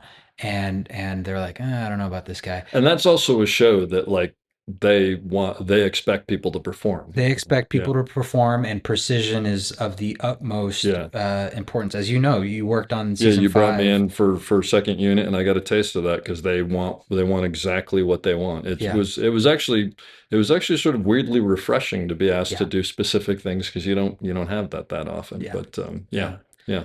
And so the Fear Street movies were directed by Lee Janiak, who at the time was married to Ross Duffer, one of the creators. And Oh. so Lee also was like, He's okay. he's like, yeah, like Yeah. try Nick out. So they brought me out for an undefined amount of time, basically to try me out. Yeah. This is Stranger Things, which was Yeah. one of the biggest things out there. Yeah. At the So time. they hadn't agreed to like a full deal memo yet because Okay. they weren't sure if they wanted to have me on. Sure. The brothers needed to sign off on. These are the Duffer Brothers, the creators, and do they direct all the No, they don't direct all the episodes, but a lot of them, right? Yeah. And their fingerprints are everywhere, right? I Yeah, mean, yeah. they're involved. They're Yeah. very much involved, and so they wanted to approve of the new A operator, and so I was brought out. At the time when I came out, it was a different a block, so it was a different director, and so I had, I think, 3 weeks with that director, and then it was gonna become the Duffers block, and that Mhm. was really the telling. test. Yeah. Yeah. So I got called. They were like, we also need a dolly grip, and I was like, Ralph, you got to Yeah. hire him. And they're like, but he's out of town. I was like, Ralph. And so Ralph came on, and we were just kind of doing our thing, and that's how we joined Stranger Things. How great to have him there, though. I mean, just because no matter what, like I've got my ace in the hole behind me at all times, and Yeah. I know from having worked with Ralph myself, he's a complete collaborator, and Yes. he just has great. And he's a storyteller. I mean, he's a Yeah. director in his own right, but Yeah. and writer and everything else. And so you come out and you're doing that.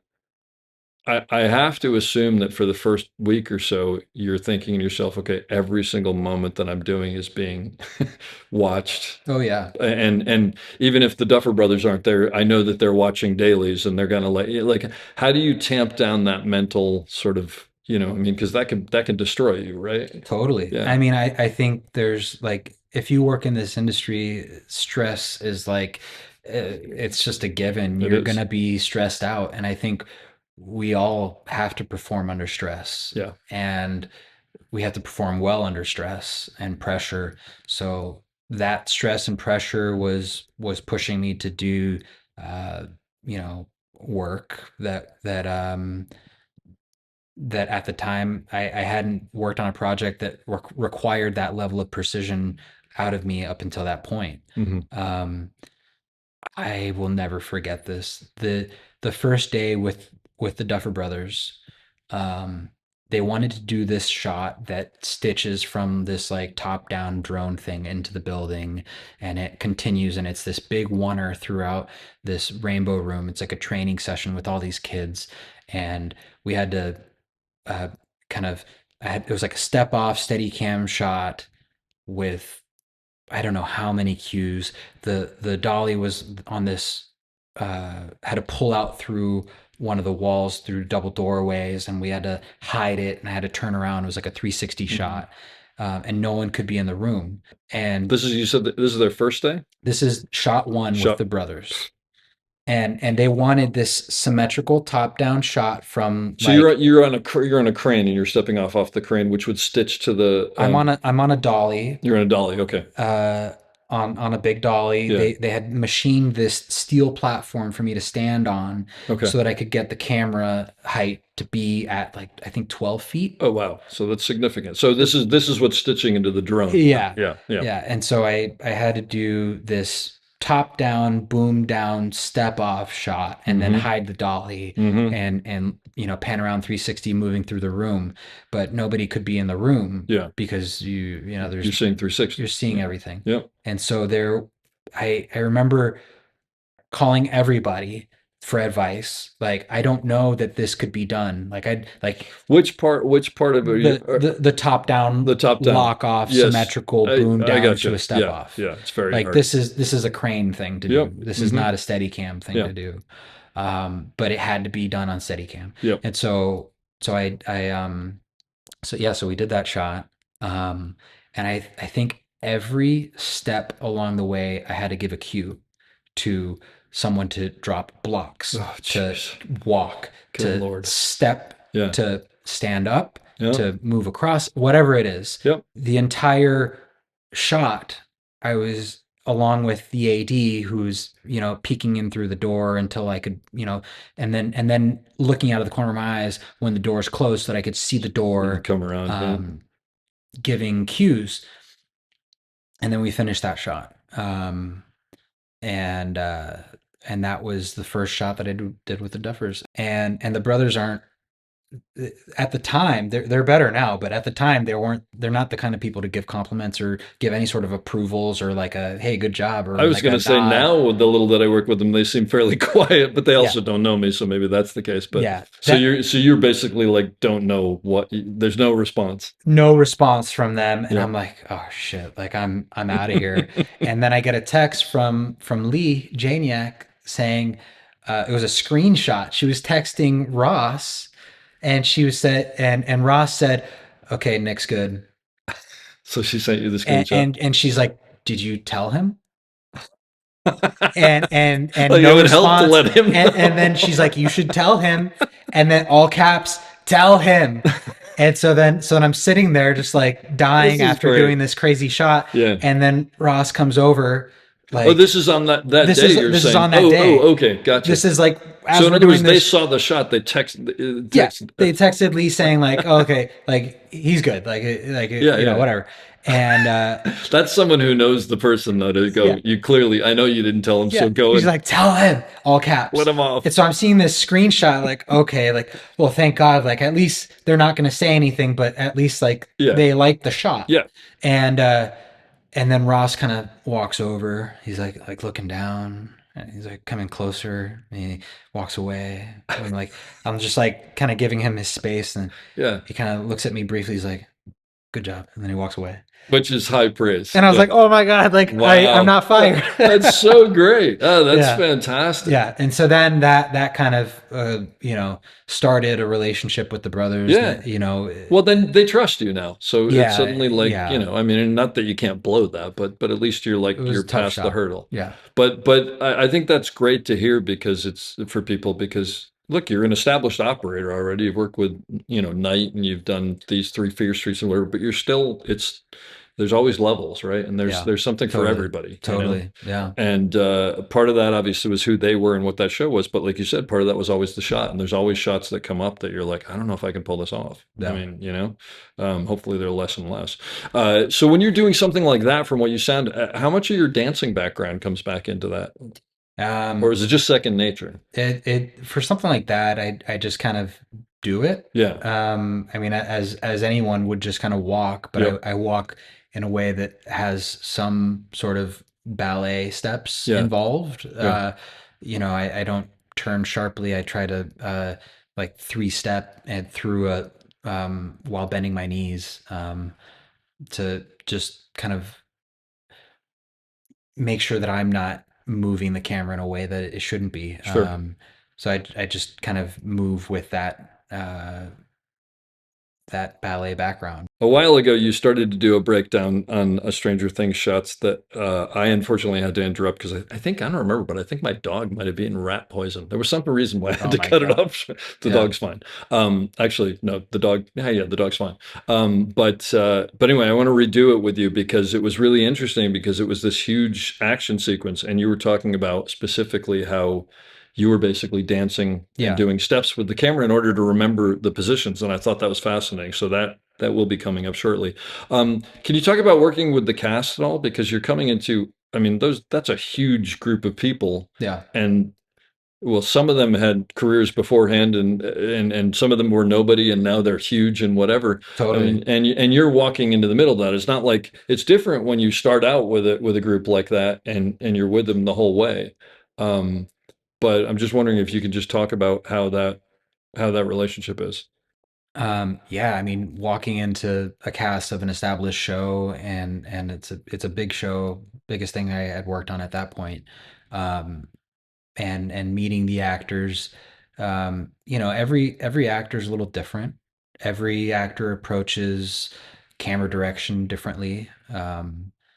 And Stranger Things is so technical and so involved with the camera that it's inevitable that you're going to have to uh, have really in-depth conversations with these actors about like technical Hmm. blocking and whatnot.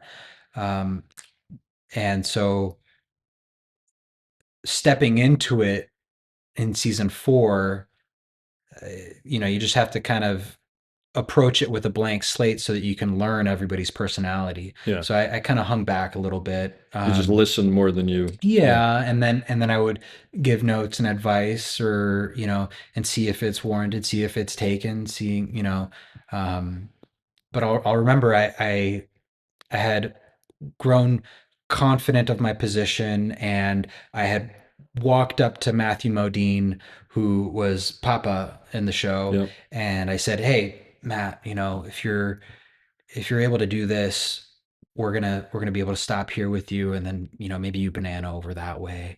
That'll really help us out because we're just gonna turn around and in a close up Hmm. or whatever it was." Yeah. And in front of the crew, he said, "Are you asking or are you telling me?"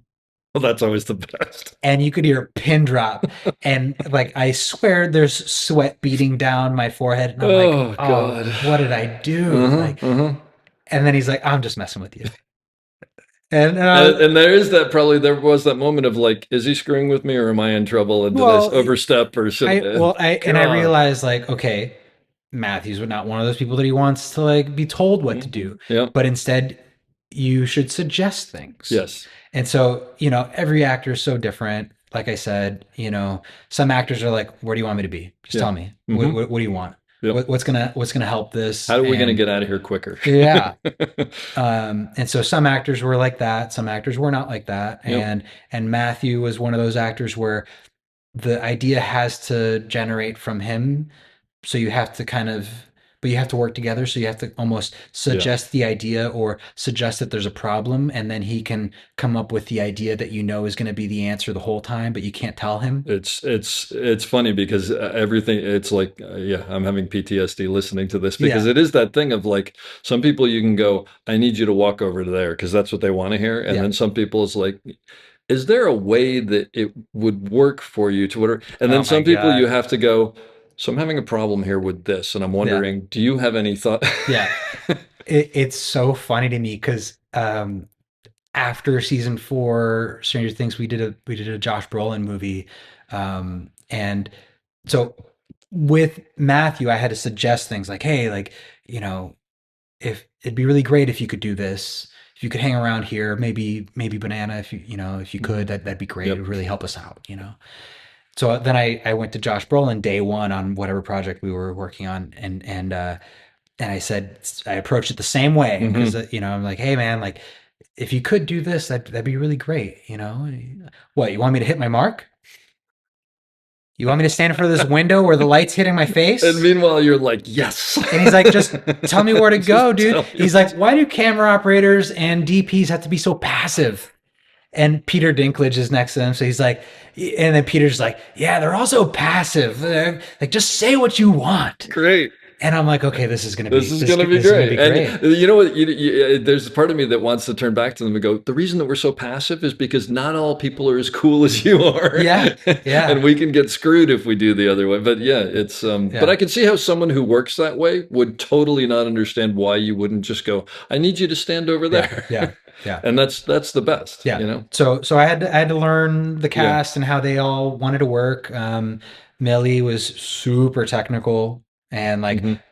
willing to help camera in any possible way Yep. to get out. Yeah. You know, let's do a series. That was always her thing. Let's Oh do a yeah. series. As you know, I'm Yep, sure as I she. know. Yep. Yeah. Yep. Um, Yep. As a matter of fact, the first time I worked with her, the AD came over to me and she's like, so just so you know, Millie's going to come out. She gave me a couple of little things. She goes, and also, by the way, just be ready for it. She's going to say, hey, can we just do this as a series? yeah. Yeah. And sure enough, it was like the third thing out of her mouth. Yeah. Yeah. Look, I mean, and it's that's what, for whatever reason, that's how she wants to do it. Yeah. It's like whatever.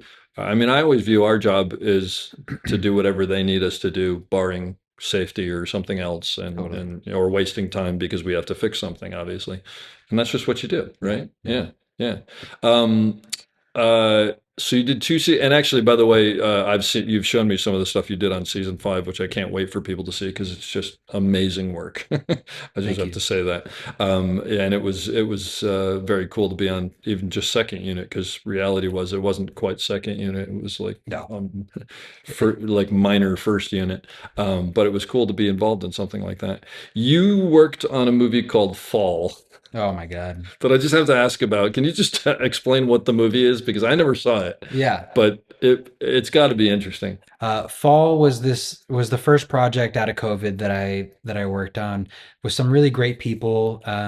Nick Kramer was my first, who's now an operator doing Mhm. Steadicam Trinity work. McGregor was the DP who does some incredible car work. If you're interested in that, Mhm. he's a huge car nut, and his work is amazing.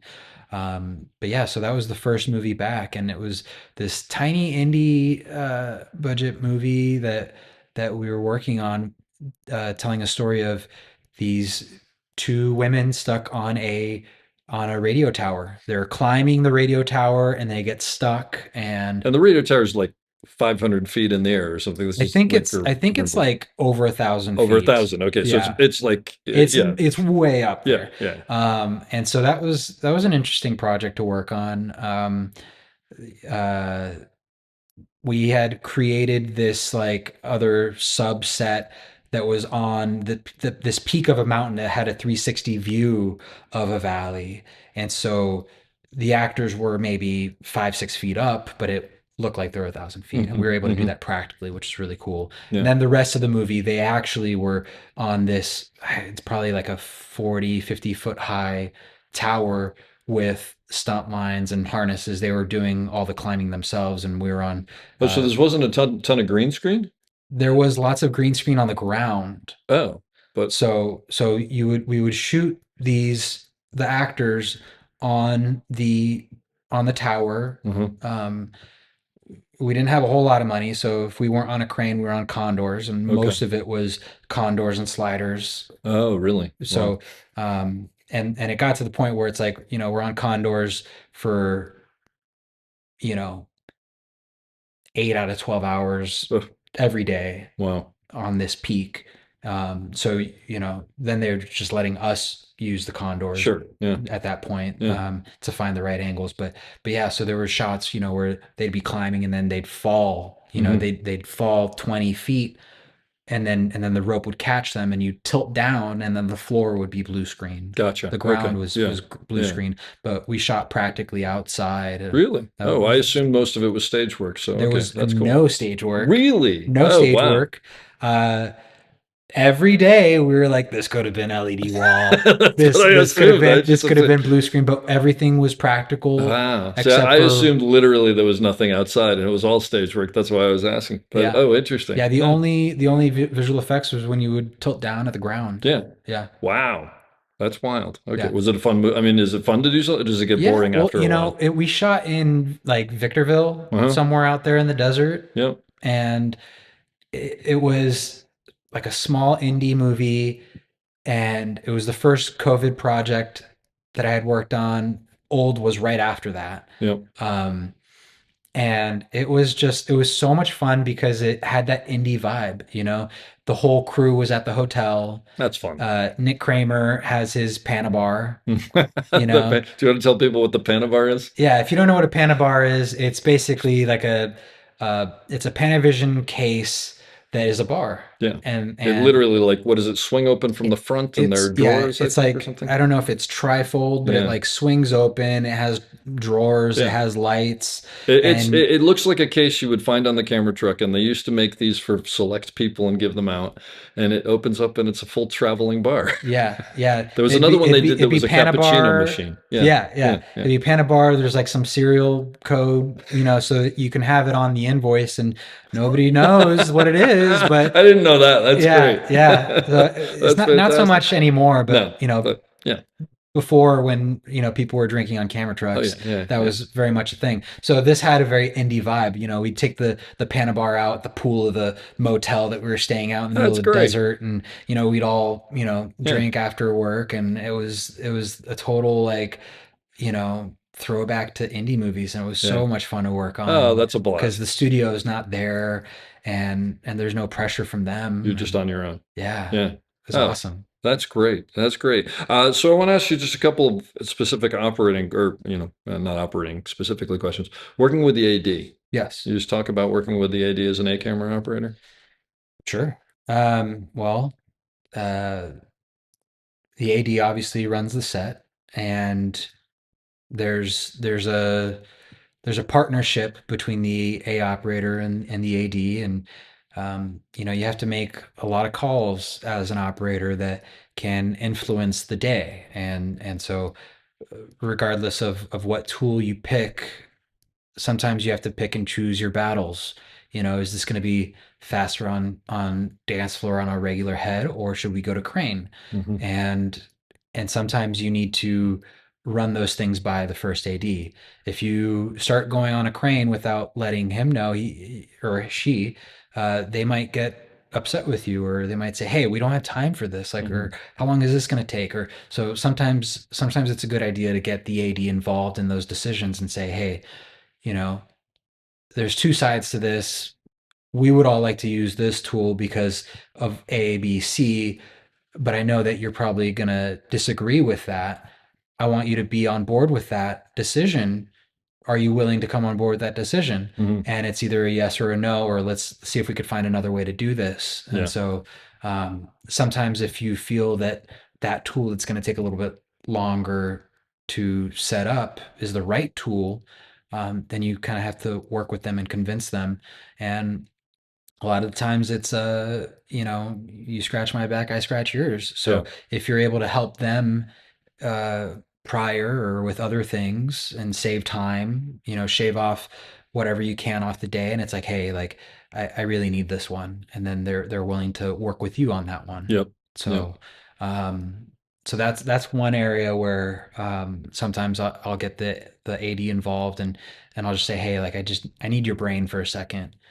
Are you able to pull away from what you're doing and we could just talk about this thing that's going to impact our day, and so that we can be on the same page. That's great. I mean, I like how you put that, because basically what that shows them right away is like, oh, this is someone who actually is thinking about my problem Yeah. as well as their problem, and Yeah. that's an asset right there. Yeah. Ultimately, the schedule costs money, and everything's so expensive. So, if you're going to make a decision that's going to save or add 20 minutes, and then you break that down to the dollar amount, Yeah. you need to work with everyone involved. And so the AD is a good person to reach out to for that. So that's one way. Was that an eye opener on Fear Street? Yeah. Like, I mean, did you not realize how involved that was at that point? When you got there, I should say. I had already been doing that before Oh, Fear okay. Street. Yeah. But it wasn't until Fear Street where I had been working on something that where the budget was That's why I big, asked. Yeah. Yeah. where the AD would snap at me, or come at me with a snarky like, "Hey, I thought we were doing this. What's going on here?" Yep. And it's like, okay, how do we avoid this? How do we learn from this? All right, let's get them involved next time. Yeah. Yeah. And you learn from those mistakes. Yep. Yeah. So and Doug Torres was our first AD on Fear Street, who's an incredible first AD, one of the best first ADs I've ever worked with. And he's so freaking smart, and he's doing everything at once. Have you worked with Doug? His name sounds really familiar, but it was funny when you said that. I was going to say I have a love-hate relationship with working with great first ADs. Yeah. Because obviously you love it for the reasons that you love it. Sure. And you sort of hate it because not everybody's like that. And then when you get on something when they're not, you're like, oh, you seriously? Yeah. Like, yeah. how could you not have seen this coming? And Yeah. so you sort of have to jump out ahead of it a little bit. But no, his name sounds familiar, and I want to say I have, but anyway, but that's great. It's the best thing in the world when you work with a top-notch first AD who obviously knows their job really well, but also knows everybody else's job, and understands what you're up against. Yeah. That's so Doug was one of those firsts that would kind of bring me in and be like, listen, like, the best. and then I would learn from that. Yeah. So Yeah. and he was totally cool with it. Yeah. And there was no egos involved. And that's another thing that is so important, is to just throw your ego out the window. 100%. Like, I think there's a certain part in every operator's career, at least in mine, where you gain a certain level of confidence, and you're like, I feel that I'm correct about this. I feel that I'm right about this, or this is the way that I'd like to do this. And then you evolve past that, and you're like, it doesn't matter who's right as long as we are right. Yeah, as long as we're doing good work in the Yeah. time allotted, and et cetera, et cetera. Yeah, there's and I think that is that point where you're like, you don't have anything to prove anymore, and you're just like, no. And I think it also it's a larger awareness, right, of going, if it was only me, this is absolutely the right way to do this. Yeah. But there are other factors that I have to Totally. take into. So I still think it is, but I can understand why we're going to do it this way. Yeah. And I think everything during the day is a trade-off, right? Yeah. Yeah. Because they've got the time and this and that and the other. So Another thing that I like to do with ADs is, if there's a complicated sequence, and say we're daylight dependent, yeah, it's like, obviously every minute is crucial. And so getting together with them and understanding, okay, what's the day going to look like? If they don't tell you at the safety meeting exactly what's going to happen throughout the day, you can pull them aside and be like, hey, do you have a second? I just want to walk through what our day is going to look like. Saying, okay, you have 2 hours allotted for this scene, an hour for that, and 30 minutes for the turnaround, or whatever, the reverse wide, and then we have to pack up and go, or whatever it is. And writing that down so that I can try to push when I need to push.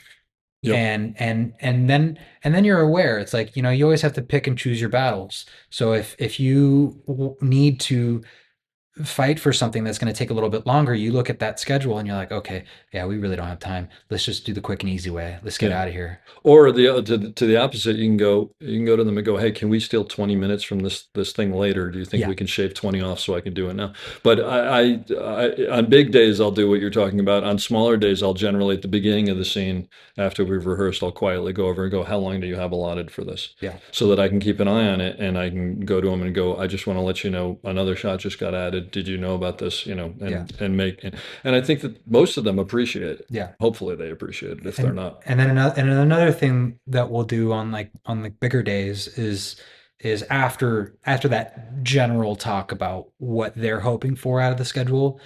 Once you're in it and you're in the heat of the moment, checking in with them, obviously when they're not busy, finding that moment when you can be like, hey, what are the next 3 setups? Yep. And then you can think, okay, let's not use the crane for this. Let's move the crane over there. Let's put B camera on a slider on the B dolly, ready to go So that we for can the take next the shot, time so to that do you're this. able to like Yeah. leapfrog, save some time, and work together. And they will see that in 2 seconds and go, this is an ally, Yeah. which then helps you down the line. Yeah, No, because ultimately, like, A operating, you're not just panning and tilting. You're not. It's like you have to look at the big picture Yep. of production, and you have to help production and save them money, save them time, and that's one way to do it Yeah. is to help looking forward at future setups, so that then when the executive producer shows up on set and he sees the sun, he or she sees that the sun's going down, and they're like, "What are we doing here? Like, what's the plan?" Yep. Oh, well, we've got B camera leapfrogged on the slider for this next shot. The crane's already moving over there. So as soon as we're done with this, we'll go to B camera. A camera's going to be balancing on the crane, and then we're going to get out of here in the next hour. Yep. And you have a plan already in place so that when questions are asked, you have an answer. You got the answer. And this is exactly why you can literally sit on an Apple box and operate all day long, and you still will be exhausted at the end of the day and wonder why. Yeah. Because your mind never stops. Yeah. Yeah. It's one of the most amazing things. Yeah. It's all part of it. And it's funny you were saying about saving money and making the day and all that, all of which is true. But I actually look at it more selfishly, which is like, I just don't want to be shortchanged for the time that we need to pull the shot off correctly. Sure. And then suddenly everybody's upset going, well, why didn't we get that? And it's like, you can't say because we didn't have enough time, because invariably you should have been ahead of it to make sure that you had the time. And Yeah. sometimes things happen. Yeah. Working with the AC, just what's your relationship like with the AC, and how do you? I mean, every first is different. Yeah. I assume you're talking about first. Yeah, first AC. Sorry. Yeah.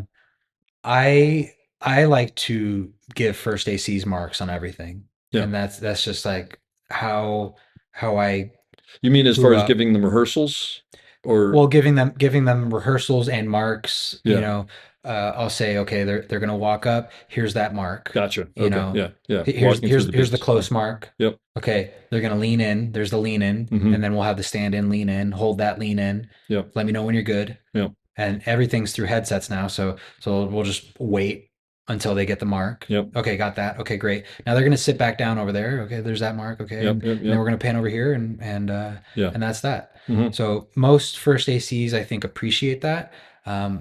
Every once in a while, you'll get a focus puller that's just like, that just, Need that, yeah, just- just like surprise me. Yeah. Yeah.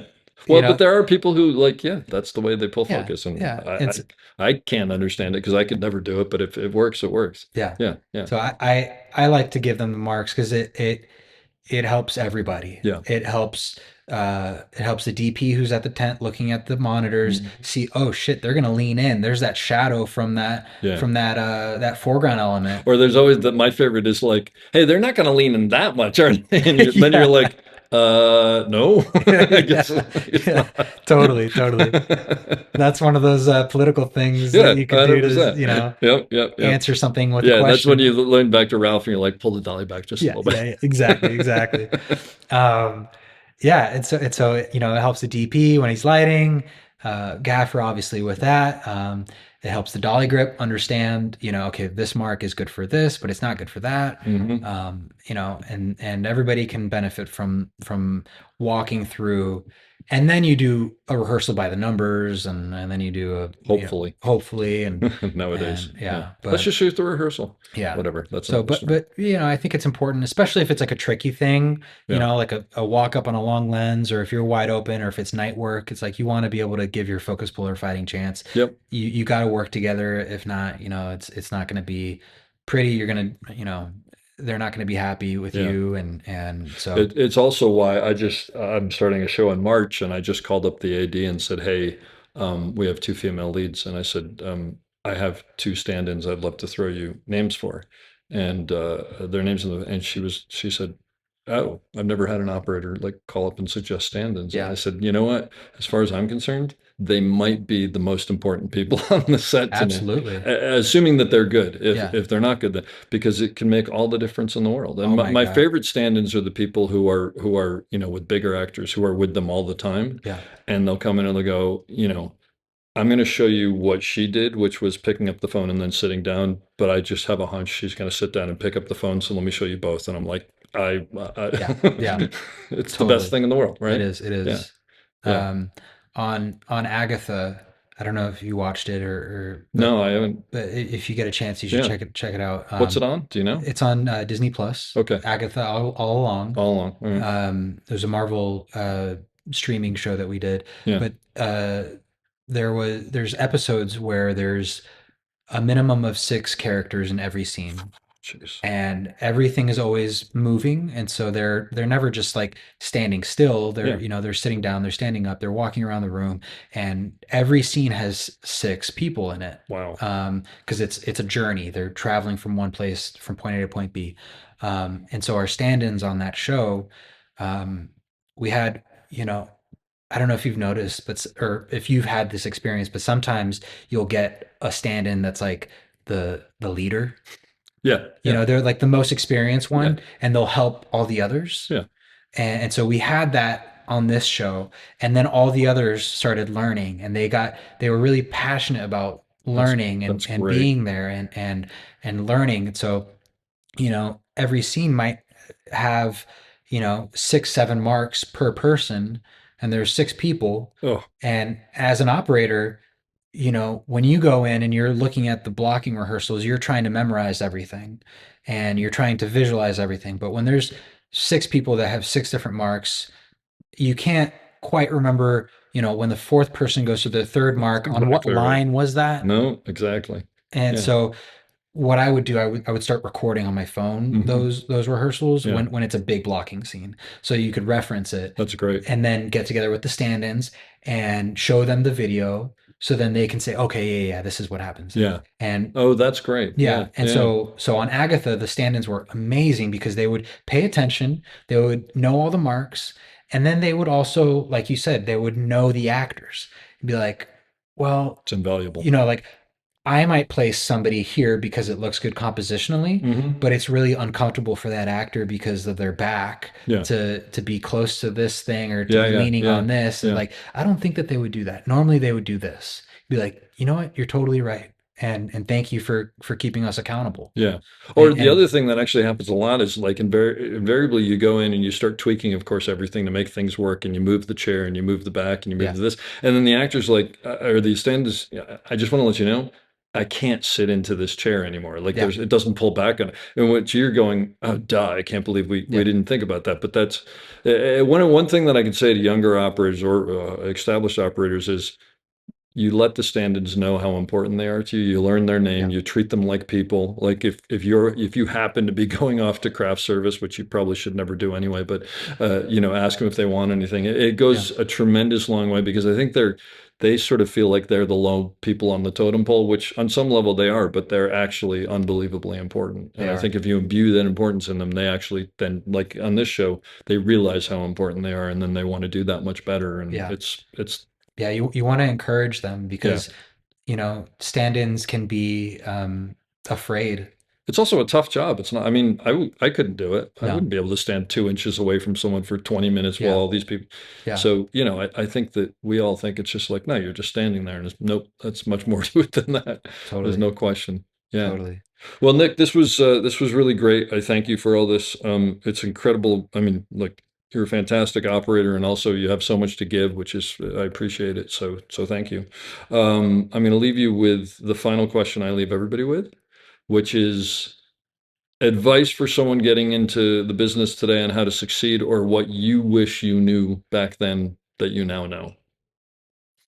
If you want to be an operator, um, and you're not working currently, or or maybe if you're an operator and you're lacking inspiration, like photography is truly one of those things that can help to ignite that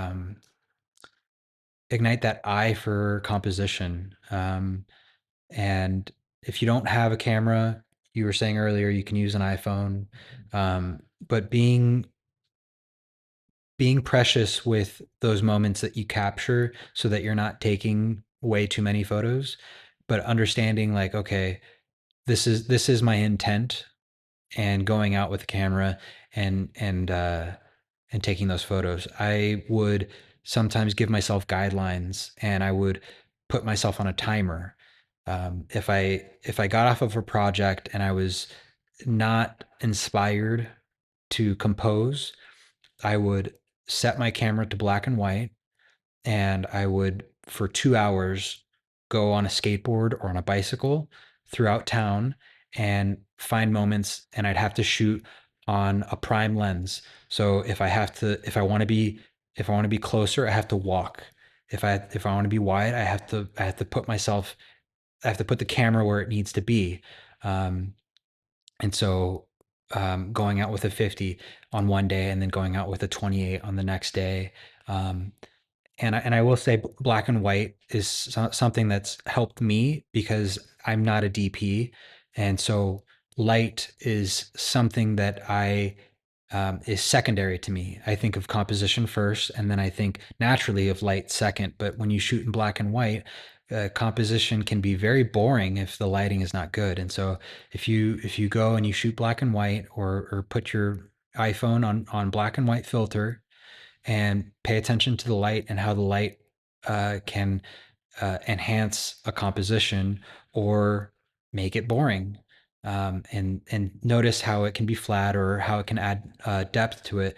I think the DPs that we work with can appreciate that, where you can place an actor in light that will create depth, and it'll just help enhance your eye for light.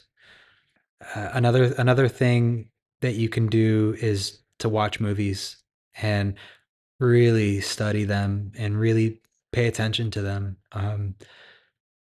What I would do is I would watch a movie, I'd watch the credits, and then I would look up that operator, and then I would watch a series of movies that this operator had worked on. And then I would move on to another operator, and I would watch movies that they operated, and I would see little nuances in their operating or in their Steadicam operating.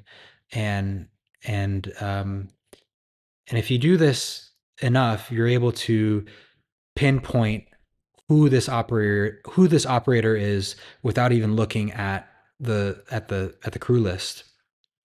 Um, so if you have an operator that you look up to, check out their work. Scott Sakamoto is to me one of my heroes, and he's one of those people whose IMDb list I kind of watched every movie, and he has one of those gifts where you're watching a movie that he's operating on, and the operating disappears, and that is one of the greatest gifts. And no matter how many movies I watch that he works on, I can't really watch his operating because the story takes over, and that's such a gift. And so if you have an operator that you look up to, check out their work, watch a bunch of it in a row, and then move on to another operator and watch their work.